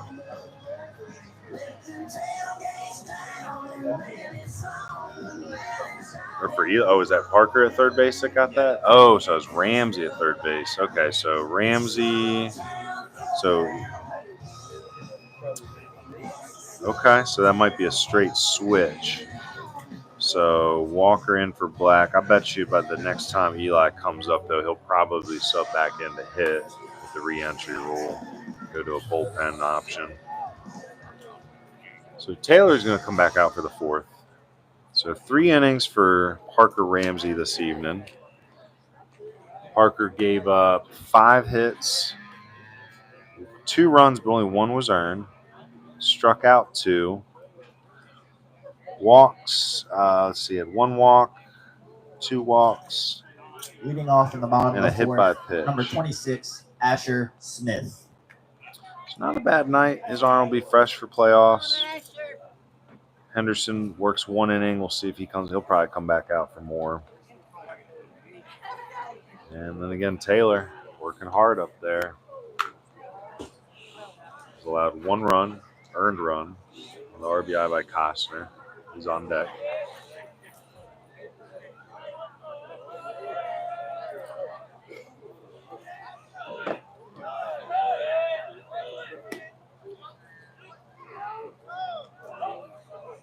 Well, it's ball 1, but the umpires checked the first base on the check swing call. Looked a lot like his strike call. So 1-1.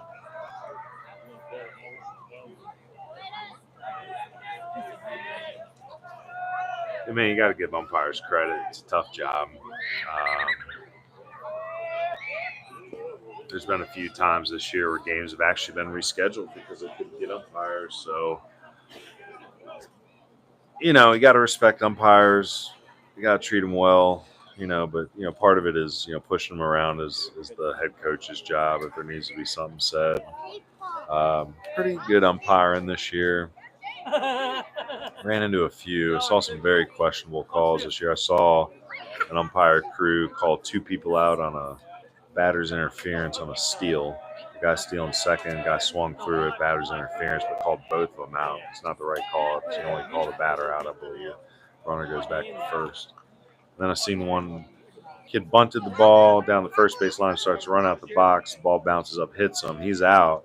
But the runner on third comes in the score, and they let him score. And it was like, no, once that ball hit him, it's a dead ball. He's supposed to go back to third. So, I don't know. I've seen some questionable umpiring. Seen some good umpiring, too, though. It's just, when it comes to balls and strikes, just be consistent. Tonight's umpire's been consistent. So, that's, again, like that pitch. Leadoff Misses walk for outside. Smith brings up number 10, Seen it Caleb called a strike Costner. this season by several umpires, but he hasn't called it all night, so I ain't complaining. So Smith with the leadoff walk goes down to first base. Costner is 1 for 1 with the ribby.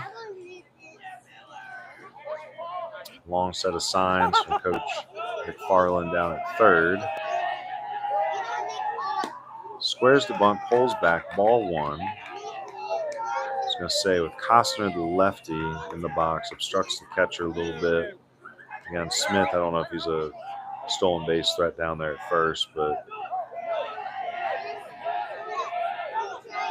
squares, bunts, pushes it foul. Elevated. Got to be careful there. Twice in the last 2 games. Once at East Rutherford and RS yesterday, and the day before in North and West. I saw a double play bunt pop up once in each game. So got to be firm, but let's get the ball down on the ground.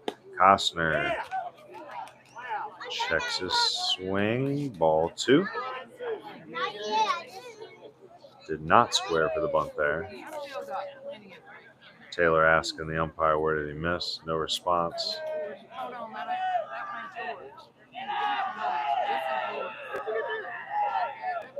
Delivers. Swing and a bounder. That's up into the glove of the first baseman. He's going to throw to second for 1 and not going to have a shot. Man, I'll tell you, a better secondary there. How big a bounding that is. Choice brings up number Might be able 2, to beat it out. Camden Cobb. It's a fielder's choice. It's going to be 3-6 on the put out there for Smith. 1 out. Cobb to the plate. 1 on. You're stuck on it for a long time.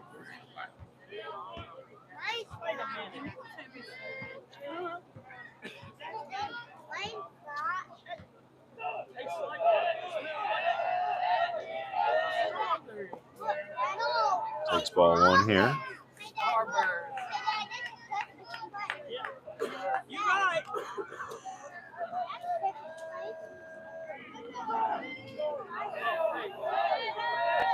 1-0 delivery, runner on first base. Doesn't quite have enough on it for the double play. Bounces the throw. That's going to allow both runners to move up. So off the bat, it looked like it might have had a double play shot, but it was too much of a bounder. Had a run in on it. Just trying to get the one at first. Going to be an E6. Cobb moves up the second. Costner all the way to third. With one out, Cobb that's moves the up break second that on the Crest error, needed. bringing up number 3, Zach Rayfield.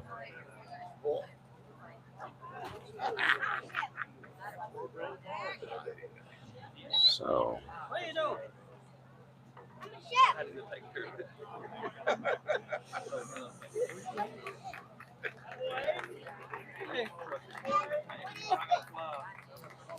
trying to see if I can find any more scores I just wish you wouldn't pick stuff up. around the league. A feather? Okay. But Right. something else? No. Straight Gatorade. So relief pitcher going to come in again. I think everybody's trying to keep their pitch counts under 75 for playoffs. Taylor works 3 1/3. He's responsible for the 2 runners on. Now pitching for Kings Mountain, number 3, Wesley Turner. I think a game becomes official in high school baseball after the 4th inning. So I don't think Taylor's in line for the win. But anyway, Taylor strikes out 5. Never know. Walks 1, 2, allows 6 hits, and 1 run earned, but he's responsible for the 2 on, although Cobb and possibly Costner, depending on how the inning goes, could be unearned runs if they score. So on the pitch is the second baseman, Turner, right? So the young man Turner, Wesley Turner, into the pitch. Coach was telling me that Wesley's been a pretty solid pitcher for him. He's not going to blow you away. Just, mid-70s, but he fills it up. So if there's a lot of strikes, he competes. So 1 out, 2 on. We'll see how competitive he can be in this situation, trying to keep a 2-1 score.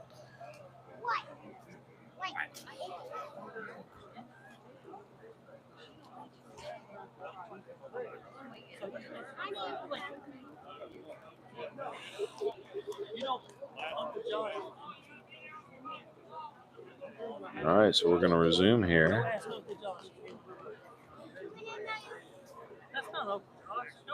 Let's see what else is going around. See, App State's playing tonight. They're losing to South Alabama. Let's see. So West Henderson clinched the 3A Mountain 7 all to themselves last night with the win versus North Henderson. Here's the first pitch. Ball way up and out.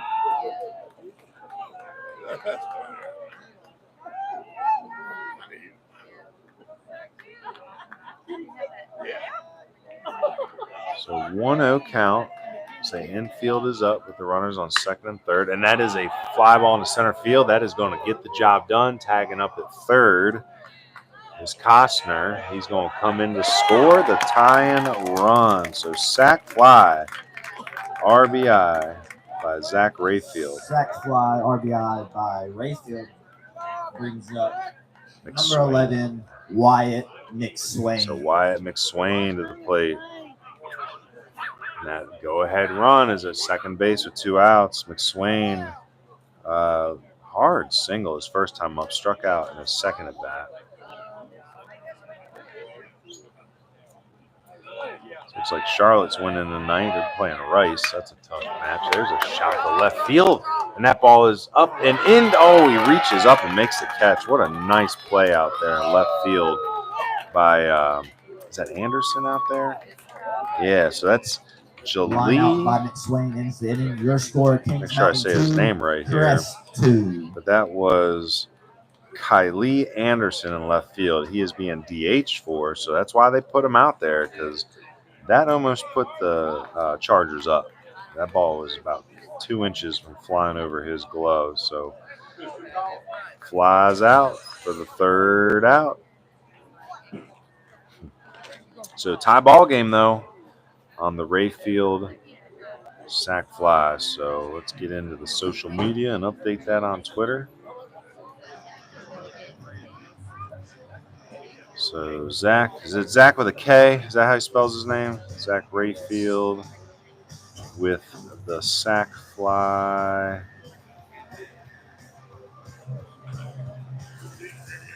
RBI to tie it 2-2.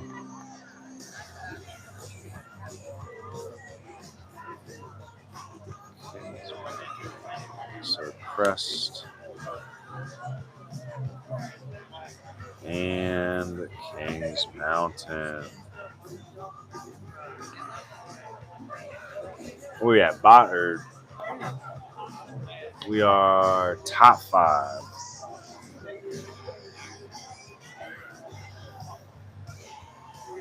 Man, what a game. I started, in the beginning of the season, it was kind of hit or miss. I went to a couple blowout games. I scheduled the whole first month, and then I realized it's probably better to go week to week, kind of pick your matchups. And ever since we switched it up and started picking week to week matchups, game's been closer, tighter, more exciting. Really glad to be down here for our 25th and final game of the spring. Saw a lot of solid prospects, got a lot of good feedback from college coaches. And again, once the playoffs are over or your team has been eliminated, I'll be putting these live streams back up online. And you players can send them out as your own Leading off the tools. top of the And fifth, college coaches, number if there's a 2, player you need to Tucker reference, you Cash. can come to our catalog to do so. So top 5, top of the lineup. Oh, wait, no, not top of the lineup. Number 2 hitter, Cash. Yep. All right, so Cash is 0 for 1. He had a sack bunt in the first inning, and he hits a single here to start the 5th. So I looked down for a second. When I looked up, I saw the ball Leadoff hitting the single by grass Cash out there. brings up number 8, Aiden Taylor. Aiden Taylor pitched 3 1/3 inning, and I guess that second run did count against him. And that last inning there did come around. That's 1.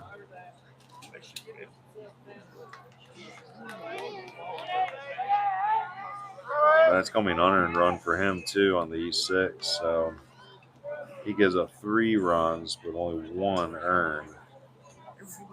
Or no, I messed that up. Gives up 2 runs, only 1 earned.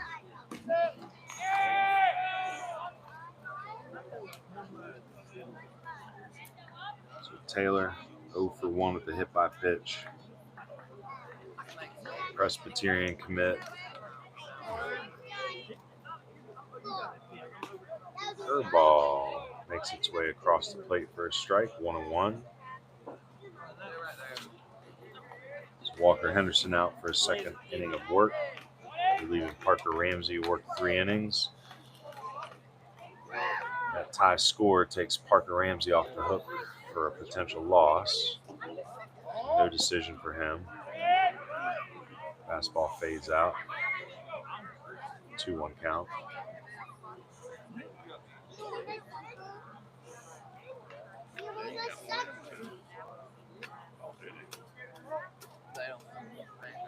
Henderson, pretty good glove. Played some second base earlier in the season. McSwain out there tonight. Swinging and a fly foul off the left side.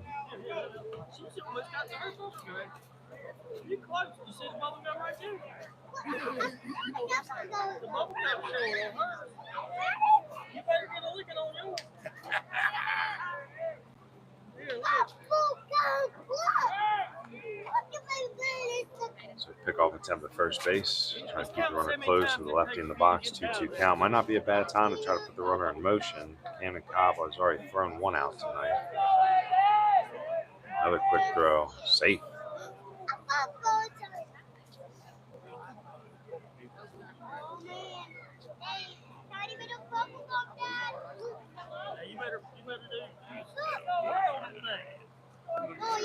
Two-two count. Here's the pitch. Runner stays put. It's going to go full.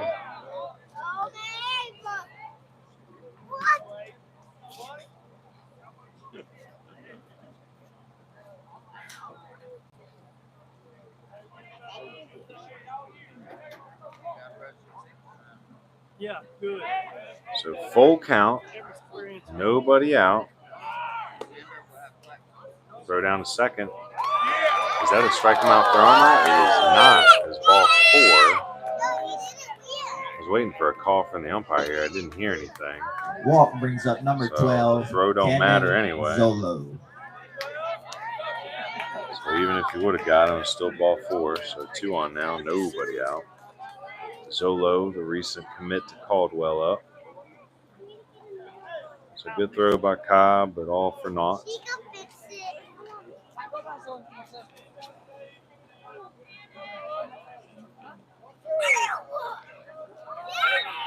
Ended up being a real pretty night.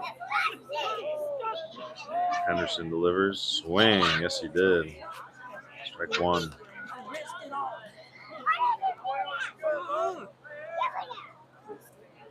So Henderson needs a ground ball here. Ramsey at third now. He's got options. If the ball takes him to his right, touch third, throw to first. If it takes him to his left, start the double play to second.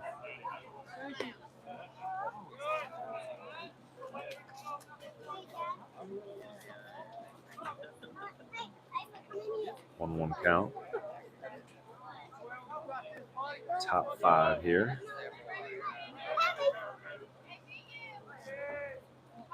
In Kings Mountain, I believe they played West Henderson last year in the playoffs. Oh, that's going to be a balk. That's unfortunate. So Henderson went to deliver the pitch. As he went to break his hands, the ball hit his thigh, popped out, rolled off into the grass. And technically, you got to call it a balk.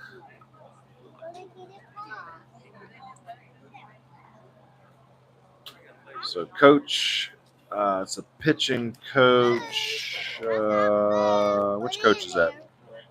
That's Coach Branch out to talk to Henderson and crew. Probably put a plan together here at the open base. See where the infield's going to line up. If they're going to come in, try to hold the runner. Keep him from scoring. Yep. Costner up on the grass. Here comes McSwain. So the balk makes it interesting, puts both runners up in scoring position. Huge lead at second base there by Taylor.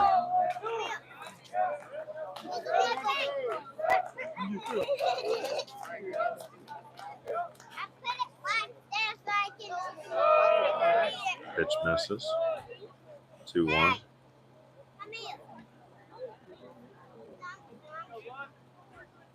I don't think you could do it, but, you know, the infield's in and that lead gets too ridiculous. Maybe Houston Cook can slide down for the old back pick, but probably not happening. Probably too obvious. Look, I got it down. Yes. Yep. Strike 2.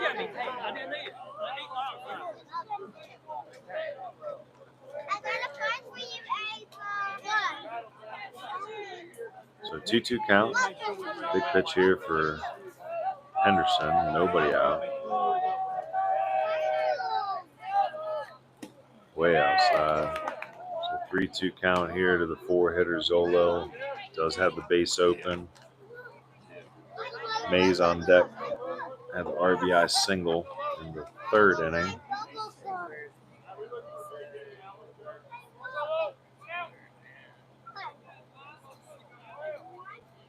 So Zolo works the count full. Infield's in. A single's definitely scoring 2 with the lead that you see Taylor out there. Ball 4.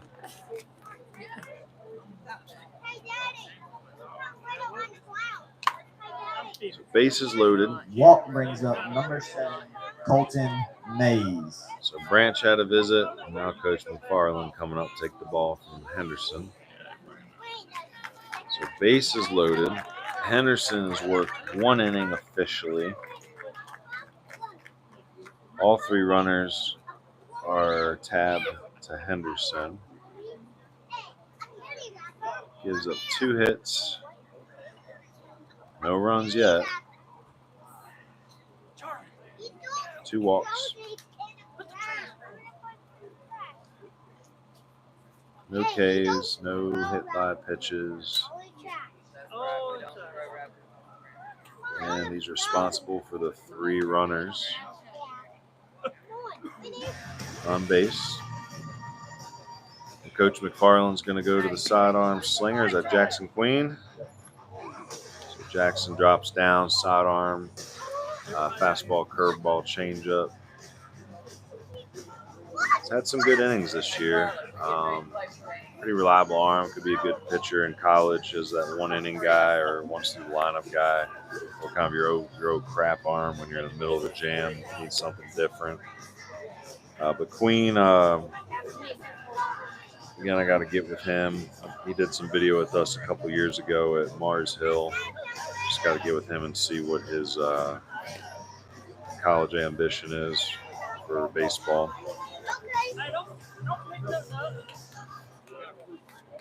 Now pitching for your Crest Chargers, number 6, Jackson Queen. I think he recently pitched like a 5-inning stretch in the extra inning game versus North Gaston a week ago. So, I mean, he's got some length to him with that sidearm delivery. He can go a few innings if necessary. Saw Cam Wingard beat Christ School with ACA earlier in the year 2-1 through 7 innings. Submarine the whole time. Only struck out 2, just a lot of off the barrel contact.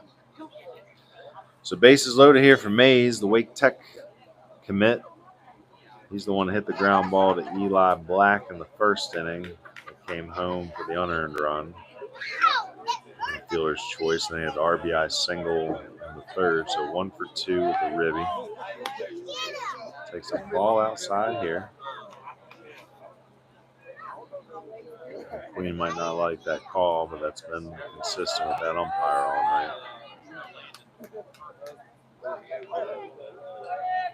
So infield up. Here's the pitch. Strike. 1-1. Strike was on the location there. I don't think that was a full swing.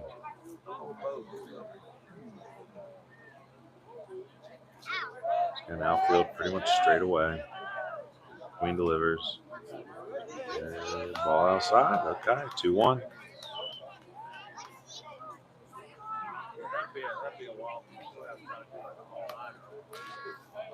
So again, definitely a fingernail biting inning here.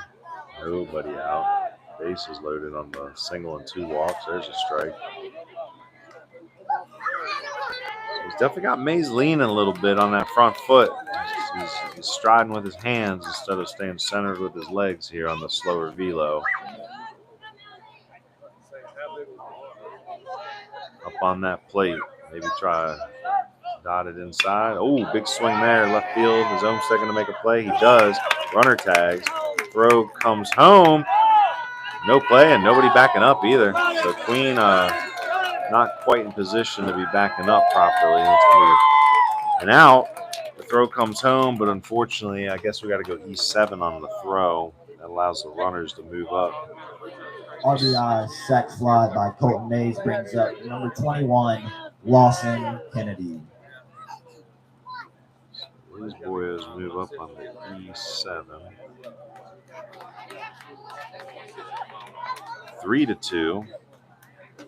Again, Mays with 2 RBIs, and Mays has actually been at the plate for all 3 runs that came in tonight.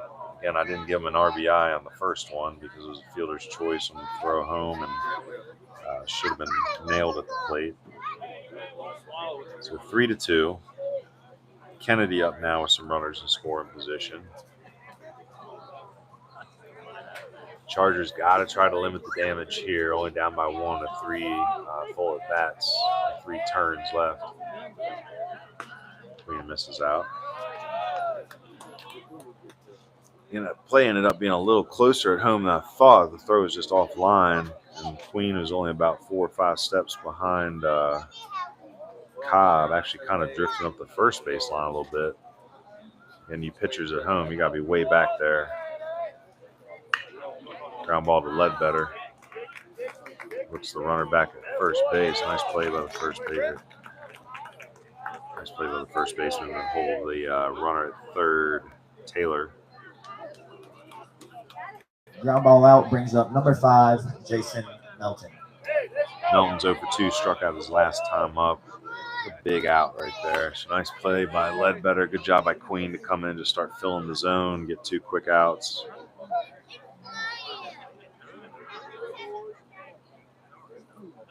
Here's Melton again. We mentioned him earlier in the broadcast. He's the Fayetteville State football player, linebacker for Kings Mountain.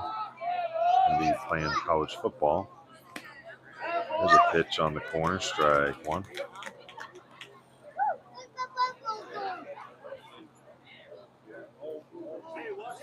And shakes off the sign. Long stare in, gets his pitch. Swing and a miss. 0-2. Don't raise that better catch the wheel. Be careful. Hey, y'all get over here. What you got? Give me that. It's a big pitch here for Queen. He's done a good job coming in, trying to fill up. Throws one outside by about a foot. So 1-2 now. So what do you come back with after that? They spin one inside.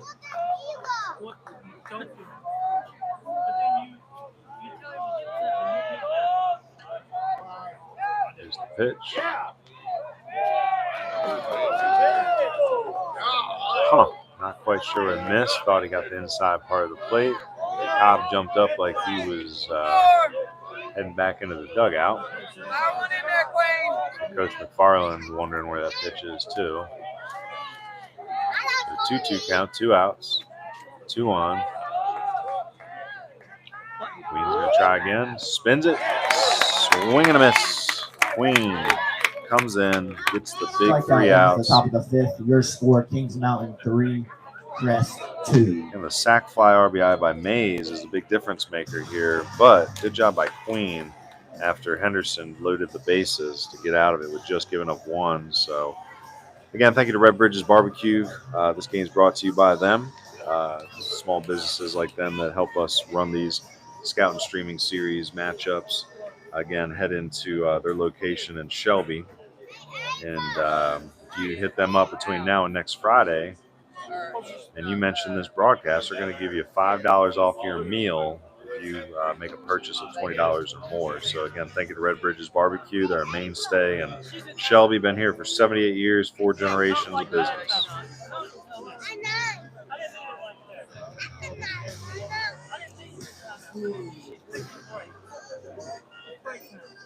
All right, so sac fly, RBI by Mays. What's his name again? First name is Colton Mays.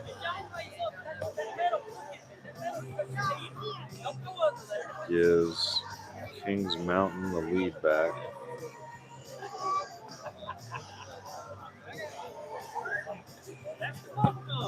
Three to 2 over Crest. Heading into what inning are we? Bottom 5.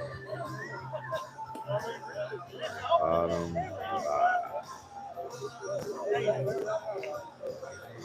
It's a good game. Colton Mays, the Wake Tech commit. Coach Dudley's got to be happy with that. Again, it's a cool little junior college over there near Raleigh. High academic JUCO. Off in the bottom of the 5th, number 7, Landry Olmsted. They've gotten a lot better in the last couple seasons. A lot of good hitters coming out of Wake Tech. They got that short porch in right field. But pitching's been getting better too. They got a new pitching coach last year, kind of a lab guy. They're trying to help their guys add velo.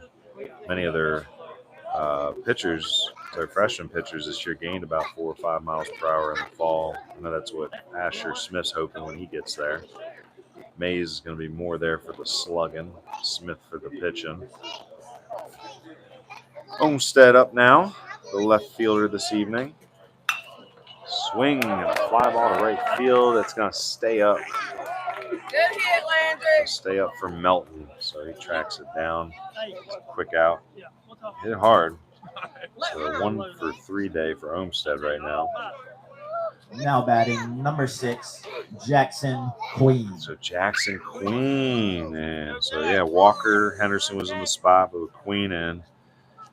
Henderson actually took Black's spot. Ramsey moving over to third. So Eli out of the game. Queen in to hit for himself. Queen probably don't swing much. He's more of your PO type. So with 1 out here, just trying to be aggressive. See if he can make something happen. Swing and a miss here.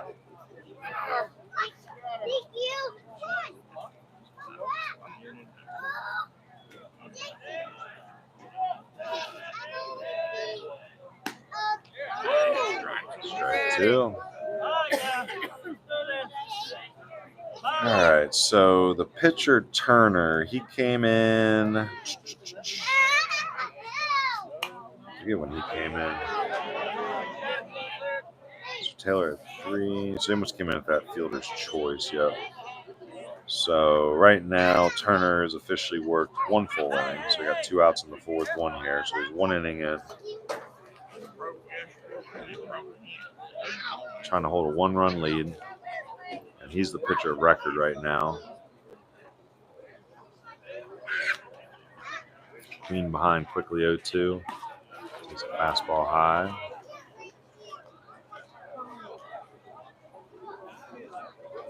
It's nighttime now here in Cleveland County. It's been a fun year. A lot of miles, though. Swing and a ball into the night sky. Can of corn, left fielder calls off the center fielder. And again, that Fly is ball by Queen brings up number 8. Anderson in Parker left field. He's not Ramsey. hitting tonight. They're DHing for him. He made a heck of a catch on Tucker McSwain's shot in the 4th there. Would have gotten over his head. Crest would have a 2-run lead right now. 2 outs, Parker Ramsey. See where Turner's fastball sitting. Like I said, Coach Seller says he's not a hard thrower, just fills it up, competes. There's a base hit for Parker Ramsey. 72 on the gun. So 2 out by single. Ramsey brings up number 1, Houston Cook. Let's see if the 2 out life can be fostered into a run here. Houston Cook, the senior. When was y'all senior night? Okay. It's like 3 weeks ago, 2 weeks ago. Say a lot of teams did theirs this week. They wait till that last week, but sometimes having senior week in the middle of a playoff race, you know what I mean? There's a ground ball to short. Big old bounder goes for the short out at second. It's out number 3 on the fielder's choice. The 5th. Your score: Kings Mountain 3, Crest 2. So heading in the top of the It's time for 6th. your fan of the game. Oh, Tonight's fan of the game is Colt the Boat Goodrum. oh yeah. So we got a fan of the game contest here, I guess. Who's up here? We got Cole, Turner, and Heavner. That's how the 4th inning led off. So 6th inning. Cole, who's 1 for 1, with a walk and a single. Turner 0 for 2. And then the leadoff hitter, Heavner, is 1 for 3.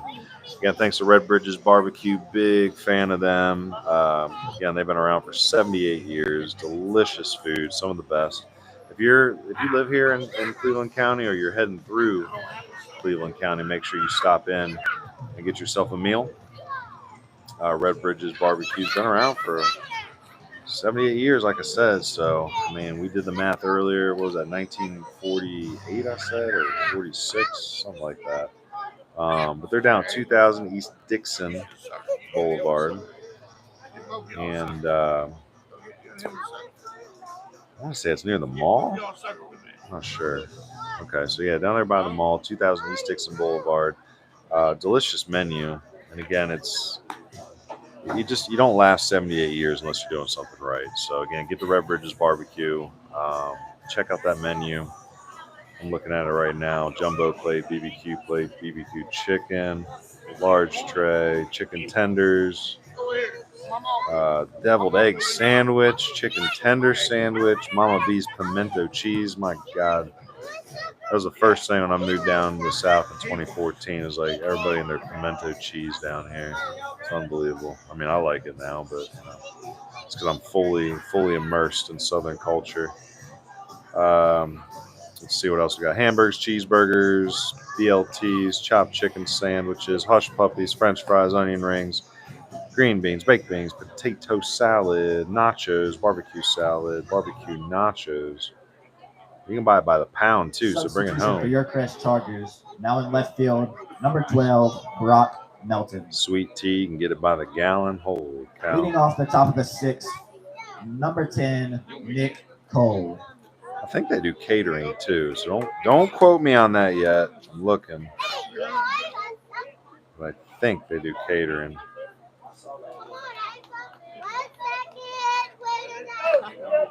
Yeah, 1946 is when they started. So, been around a long time. All right, let's start this in and off here. Top of the sixth. 8, 9, and 1 due up. Queen still sidearm slinging it. And Queen has accepted the role early as a PO, has worked hard on it. It's nice when you get kids like Queen who may not be as athletically gifted as some of your top athletes, but you can give them a role and they buy into it. And if you just do one thing really well in baseball, you can stick around for a while. In this case, it's 50-50 drop down, so hard single there. It's 2 for 2 night for Cole. It's the basketball player heading to Sandhills Community College. Single by Cole brings up number 3, Wesley Turner. Now Wesley Turner, he's in doing the pitching right now.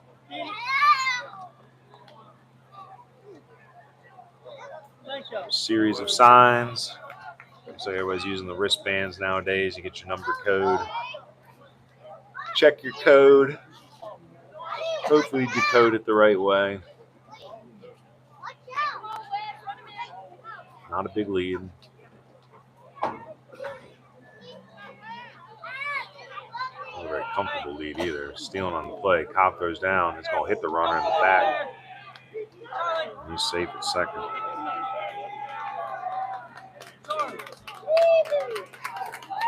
So good day for Cole. Walk, single, 2 singles. Cole was actually caught stealing in the 4th, so a little redemption there. So 1 for 2 on stolen base attempts now for Cole. With nobody out, Turner may be bunting here. So Ledbetter up at first on the cut. Here's the pitch. No sign of a bunt. Nice block by Cobb. So I got the camera in center field, so good work by Cobb and cut out some of his blocking highlights. This, she ain't going to be this evening. I got like 7 or 8 games. I'm behind on editing. Might as well wait until playoffs are over now. 1-1 count. And getting into the deeper innings, though. Probably can't afford to let any more runs across.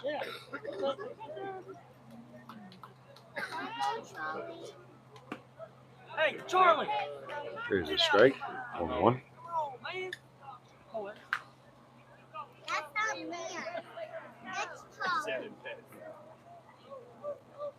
You see the wheel spinning in there. Oh, yeah, he's like. Queen sets, throws.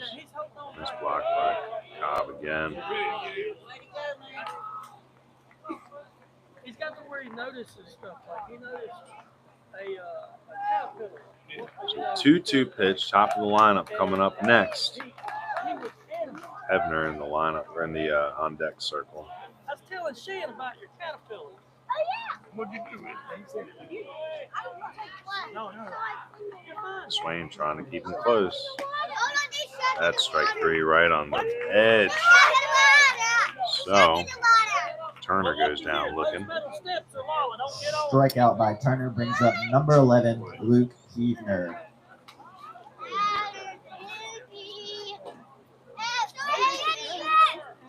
So 1 down.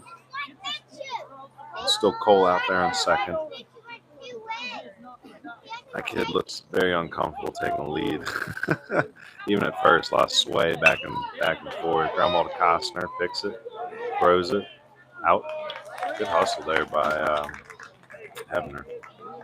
So ground out. Ground out by Heavner brings up number 2, Tucker Cash. Tucker Cash 1 for 2, sac fly, single and a run scored. That was in the 5th inning when that balk moved everybody up, so the sac fly by Mays could play out.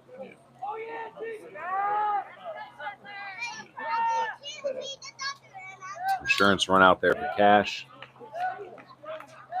And Cash, the senior, does not plan to play college at the next level, but Coach Sellers is saying he's definitely one of the better gloves on the team.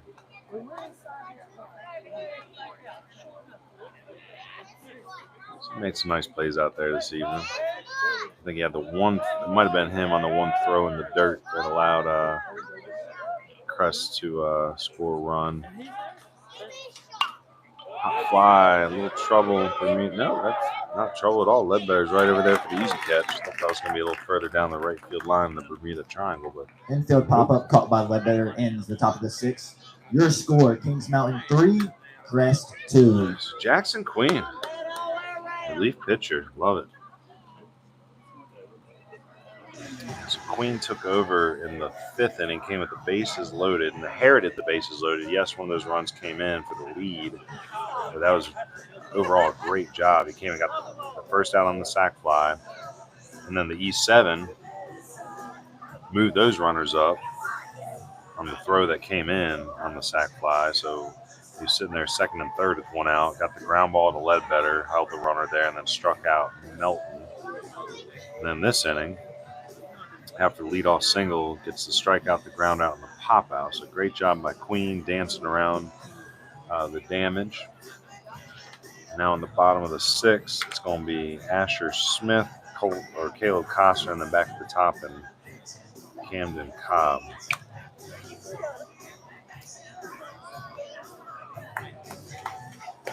Well, it's Friday night. What do most people do in Cleveland County on Friday night? Come to a ball game. That's right. So, football season, they come out to the football game. I guess Winter's the basketball team, right? They're pretty good here. Basketball, all right? Yeah. Now it's baseball season. It's always a pretty lively campus here. Seems like it's got good culture. Spacious campus, too. I like that. Not all slammed up on top of each other. Things are spread out a little bit.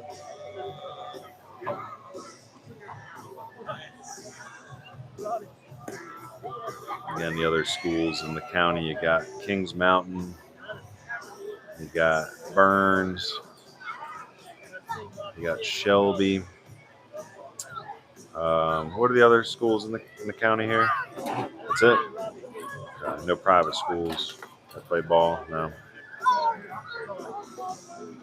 I mean, I feel like this is probably one of the better rivalries because of the schedule the last couple of years. You guys always close against Kings Mountain, and there are always those 4 or 5 teams at the top. It's always you guys, Kings Mountain, North Gaston, Stewart, Kramer, and South Point. That seem to be pretty solid. And then us, Forest View, and Ashbrook are the 3 that seem to struggle. Smith swings first pitch curveball in the dirt. Strike 1. And Smith pitched well the last 2 years, but both years ended with pitching injuries that took him out. So last year, I think he was out completely with a busted finger. And this year, at least he's relegated to DH duties. Hey, bud. Bounder, big hop. a very, very courteous hop there for the second. Who's at second now? Because that new pitcher came in. Who's over there? Number 2. Ground out brings in Tucker. up All number right, 10, so Caleb Costner. So Tucker Cash moved over to second, and that means that Taylor, the pitcher, moved back over to short. There we go. All right, so ground ball 4-3 for Smith, makes 1 out. Costner up. Costner having a decent day. He's 1 for 2 with a ribby and a run scored. Came around to score in the 4th inning. He reached on the fielder's choice. And then the E6 allowed Camden Cobb's ground ball allowed him to move up to 3rd, then scoring Zach Rayfield's sac fly. Right now, Crest down to their final 5 outs. So trying to get something going here in the 6th. Swing and a lazy fly in the left center.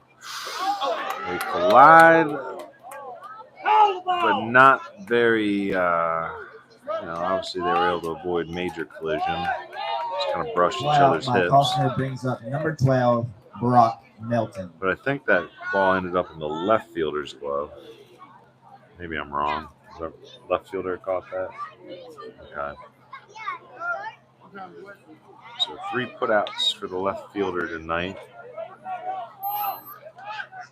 And that's Kylie Anderson being DH for.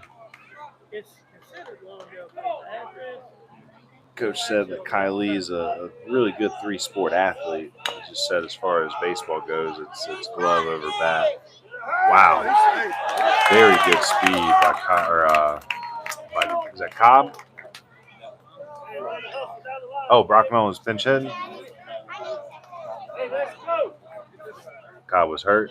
All right. Infield single by Melton brings up number 3, Zach Rayfield. Gotcha. So Brock Melton. We saw Brock in the first game versus Tuscola. He had a decent game, stole a couple bases. There you see the speed. So single, infield bounding single for him. And 2 outs. And Rayfield up. Have they tried Zolo at all, like tonight? Because if Melton's got the speed and the lefty in the box with 2 outs, middle of the lineup, might not be a bad time to take a chance and just go for the straight steal. I mean, with 1 strike, maybe the old hit and run, or more the run and hit in this case. So 1-1 count.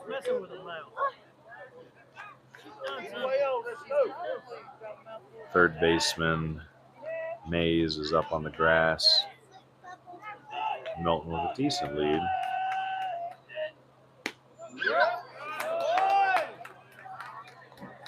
Turner pretty quick to the plate. We're going to read on him.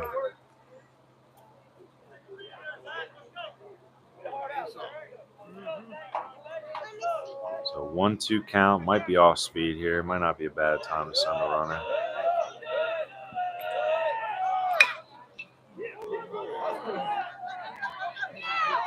So a little hesitation there. The runner was off. Ran in front of the, obstructed the view for a second. Second baseman, Cash, still gobbles it up, throws it across. 3, Crest 2. So no damage done by the single by Melton.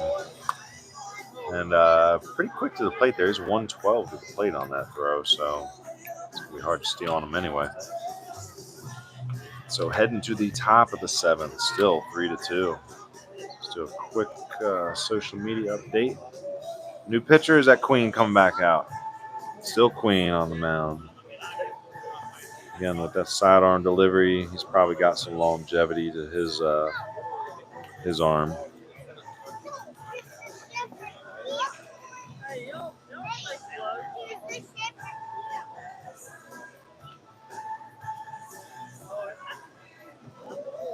All right, so top 7. Kings Mountain up 3-2 on Crest.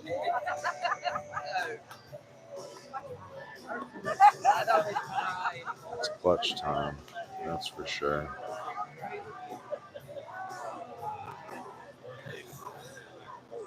So again, this game is brought to you by Red Bridges Barbecue. Huge thank you to them. Bring your family out, for an evening. Treat them. Get some delicious barbecue. Maybe you don't feel like cooking tonight. You can get an order to go. They do orders Leading off the top of the groups of seventh, 4, 6, number 8, 8, 10, 20, I Aiden think. Taylor. They've been doing it a long time, so you're going to get good food done right. But again, thank you to Red Bridges Barbecue. And if you mention this broadcast again for this week only, again, it's May 3rd, so from now until next Friday, if you mention this broadcast, you'll get $5 off the purchase of 20 or more, $20 more. So again, Red Bridges Barbecue, thank you. 78 years of service and quality food, and a lot of history. You go in there, you'll see a lot of black and white photos. They're open Wednesday to Saturday, 11 to 7, and Sunday, 11 to 3.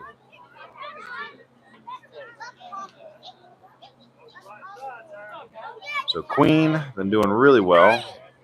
He's pitched 2 scoreless innings. Swing and a miss by the PC commit. So Taylor trying to add an insurance run all on his own there.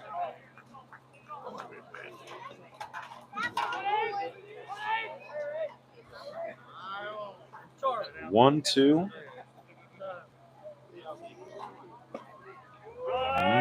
Outside. Again, he ain't been calling it. Can't get angry at that. He ain't been calling that pitch all night. So 2-2. And 8 hits on the board for Crest, 6 on the board for Kings Mountain. Swing and a miss. Queen strikes out the D1 Taylor commit. brings up number 12, Camden Zolo. So 3 Ks for Queen. Kids battling. Looks like Tuscola beat North Buncombe tonight 3-0. South Point is currently beating North Gaston 4-1. We mentioned earlier Huss beat Ashbrook. That's really a nothing burger as they're not going to the playoffs. Stuart Kramer probably beat Forest View. No score in there yet.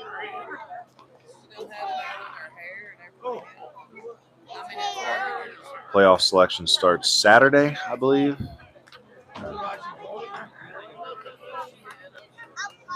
Couple games going on around Western North Carolina. Hayesville playing Brevard. I'm actually really interested in the turnout of that game. Brevard's a young team, very young. New coach Will Lindsay doing a good job getting those guys going in that program. Hayesville dominated the Smoky Mountain Conference, but that conference is way down this year. Swain's got a decent team. Murphy is down this year. Robbinsville's down. But Hayesville's been killing it. I just didn't get a chance to see what sort of talent they actually got up there. Because again, you look at the schedule, RPI not very high. Well, Burns got going, didn't they? It's 8-0. So they're going to go ahead and win that conference easily. Swing and a hard drive through the 5-5. So Zolo is 2 for 2 with the 2 singles and 2 walks. Single by Zolo brings up number 7, Colton Mays. And that brings Mays up. Mays having a great night. 2 RBIs, 1 for 2. Stolen base. Trying to start figuring out who's going to be the Camwood Bats player of the game. Again, the winner of that award is always on the winning team. So if Crest can make a comeback, that'll probably take care of itself. But if Kings Mountain holds on, Mays is in the running. Zolo having a good game, but the 2 RBIs by Mays is really the difference maker. There's another hit in the hole. Costner gobbles, throws. They're not going to be able to get him. It's going to be an infield hit for Mays. So Zolo moves up. Nice effort by Costner. Mays not the fastest Infield runner. single by Mays brings up So a good throw. May have made number it close. 21, Lawson Kennedy. So Mays 2 for 3 on the night with the 2 RBIs.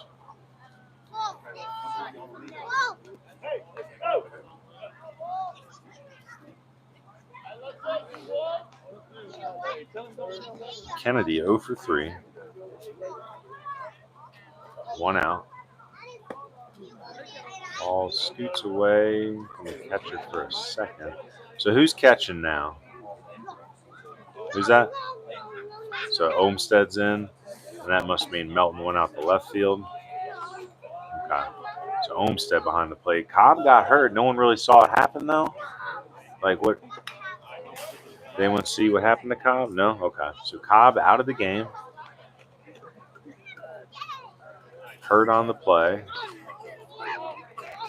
Or hurt on a play earlier in the game is the rumor, I suppose. Runners on first and second here. Might not be a bad time for a bunt. Third baseman Ramsey's back. Ledbetter's back. I mean, a little bit of speed here with Kennedy. Youthful type. But I feel like he's a great bunting situation. Zolo out at second. Mays at first. I think I wrote this down right, but Mays had a stolen base in the third. After watching him run down to first on that, that's quite surprising now. Ball outside, 2-1 count.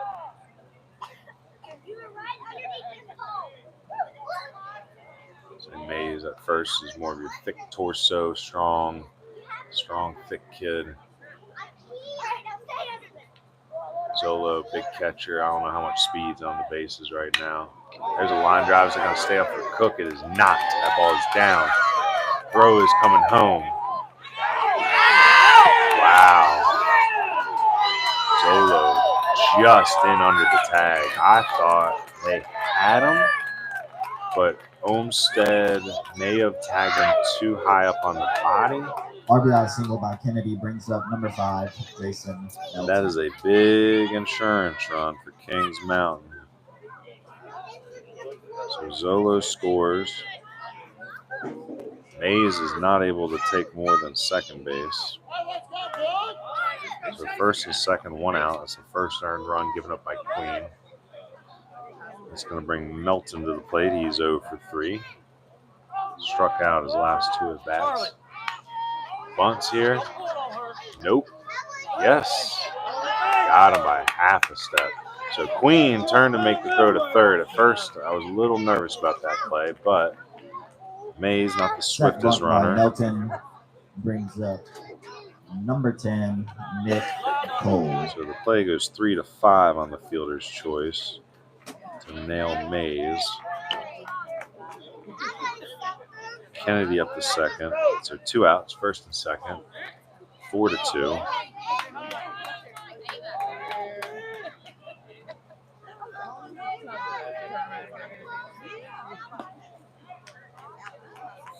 Swing and a miss there, 0-1.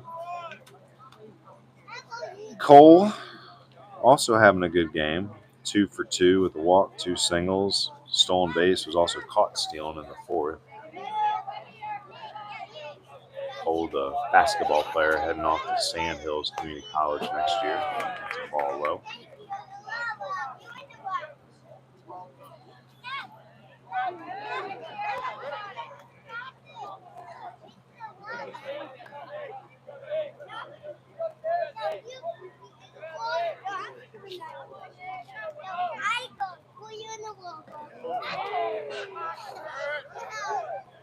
Two 1 count. So 2 outs here. Still a ball game. Crest has their 3, 4, 5 hitters due up in the bottom of the 7th.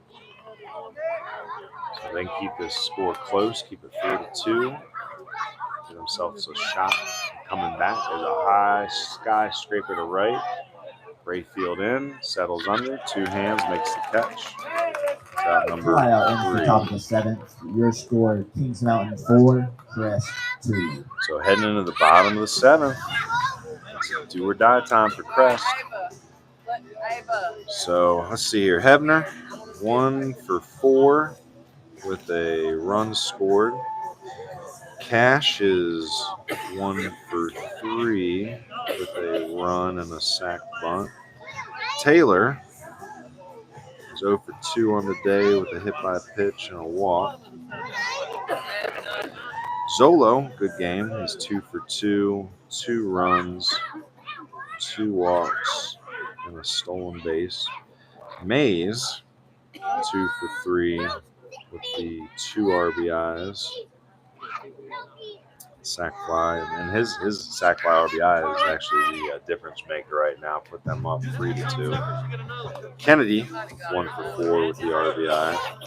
Charlie, hands off. Melton was 0 for 4. Hands off. Cole was 2 for 3 to walk with the walk and the stolen base. Turner was 0 for 3. So between Zolo and Mays, statistically, I'll probably go with Mays if Kings Mountain ends up winning because of the RBIs being the difference maker. Again, decent game on the bump by Taylor. He works 3 1/3, gives up 1 earned run. And then Turner, he's worked 2 2/3 inning. This will be 3 2/3. He'll be the winning pitcher if that's the way it ends up for Kings Mountain. Great work by him.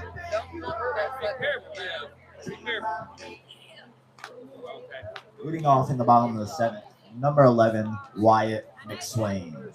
And no Ks for Turner, so it's just been a lot of off-the-barrel contact. He's only given up the 2 hits. So let's see if Crest can mount the comeback. Again, thanks to Red Bridges Barbecue. This game's brought to you by them. Delicious barbecue served in Shelby, Western North Carolina area for 78 years. Sweet taste of that barbecue be a lot sweeter with a walk-off win by Crest. So remember, you guys remember between now and next Friday, again, today's May 3rd, go on to Red Bridges, mention the broadcast, and get $5 off a purchase of $20 or more. Swing. There's a fly ball to right field. It's going to stay up in the air. Not very deep. That's out number 1. So McSwain with a pop fly for first out. Fly ball out by McSwain brings up number 7, Landry Olmstead. So Cobb is 1 for 3 on his night. Melton 1 for 1. Rayfield 0 for 2 with a walk. Oh, there's life. So it's a single by Olmstead. That's his second hit of the night. He's 2 for 4. Let's go, E! Single by Olmstead brings up number 16, Eli Black. Base hit. So Rayfield was 0 for 2 with the sac fly RBI and a walk. Swain was 1 for 4 on the night. Olmstead 2 for 4. That brings Queen. Who's hitting here? Black back in? All right, so Black's back in. Queen flew out to left field on his 1 at bat.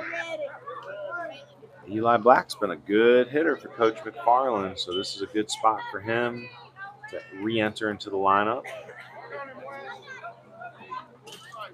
Black technically 1 for 2.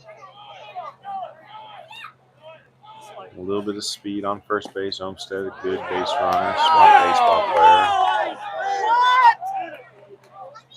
Strike number 2. That's the first real groaning I've heard tonight from the fans on the strike call. So as consistent as this umpire has been, that might be his first miss. There's a swing and a little pop fly to the first baseman. That's out number 2. And that brings Parker Ramsey to the plate. It's going to be Crest potentially their last hope here. So 1 for 3 night for Black. Ramsey having a good day at the plate. Brings up number 2 8, for 3. Parker Ramsey. So Ramsey, he's got some big fly in him. I'm sure that would wake up the crowd here. Down 2 runs. He is the tying run. Olmstead on first. Swing, and that's a hard hit in the left field for a base hit. And that's 3 hits for Parker Ramsey. So good evening for Ramsey. He's 3 for 4. Just not a lot to show for it. No RBIs or runs. Like that was the key for Crest tonight. Single by Ramsey brings up number 1, Houston Cook. Was trying to find, just like you see right now, the situation with runners on base, trying to find that big hit. They left 2 on in the first. They scored the 1, but left 2 on in the third, or the second. Left 2 on in the third.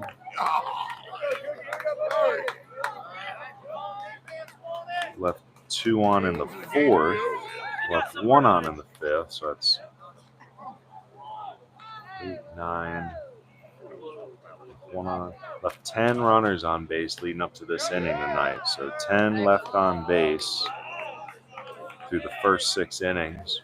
So the story of the night for Crest is trying to find the big hit with runners in scoring position. So the senior Houston Cook will try to break that trend right here.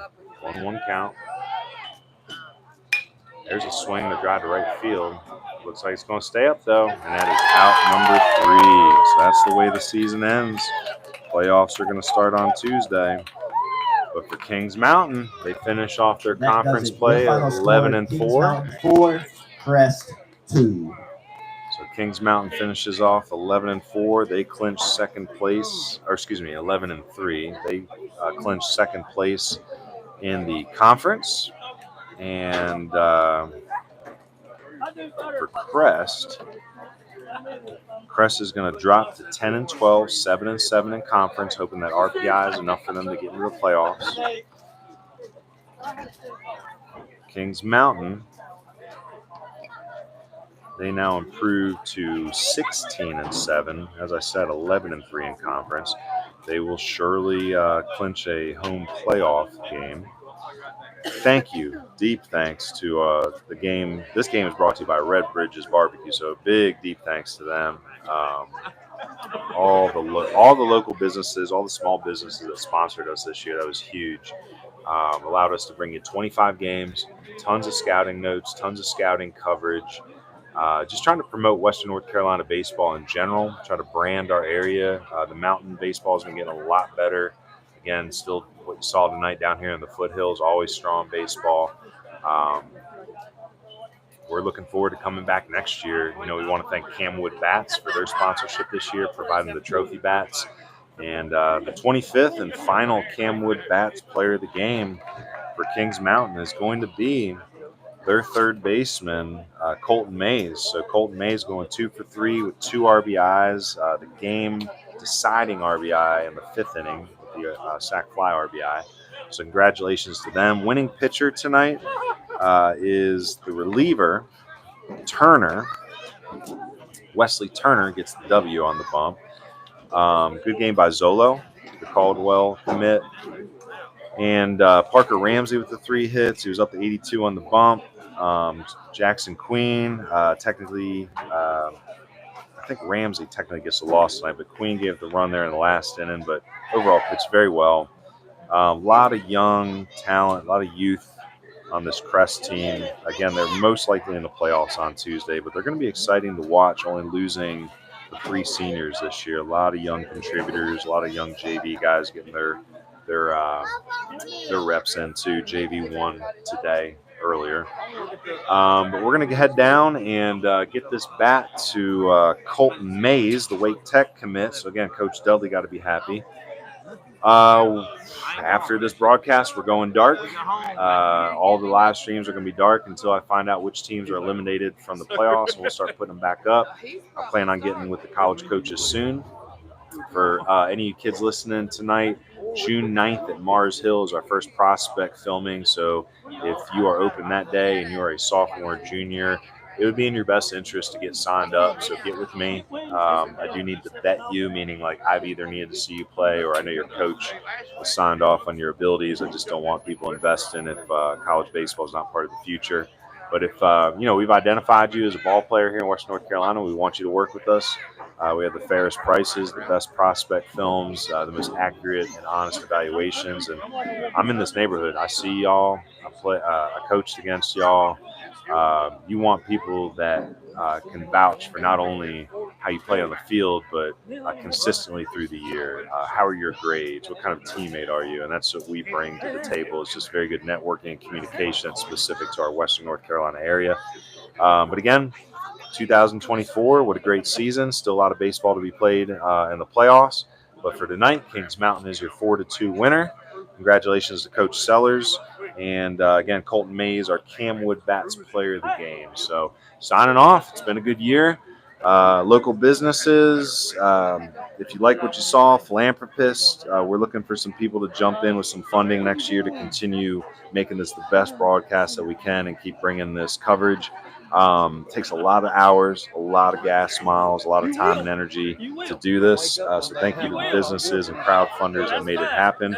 Hopefully next year we can double, triple, quadruple it, and just keep bringing better coverage to you. So thanks again. We'll see you next year.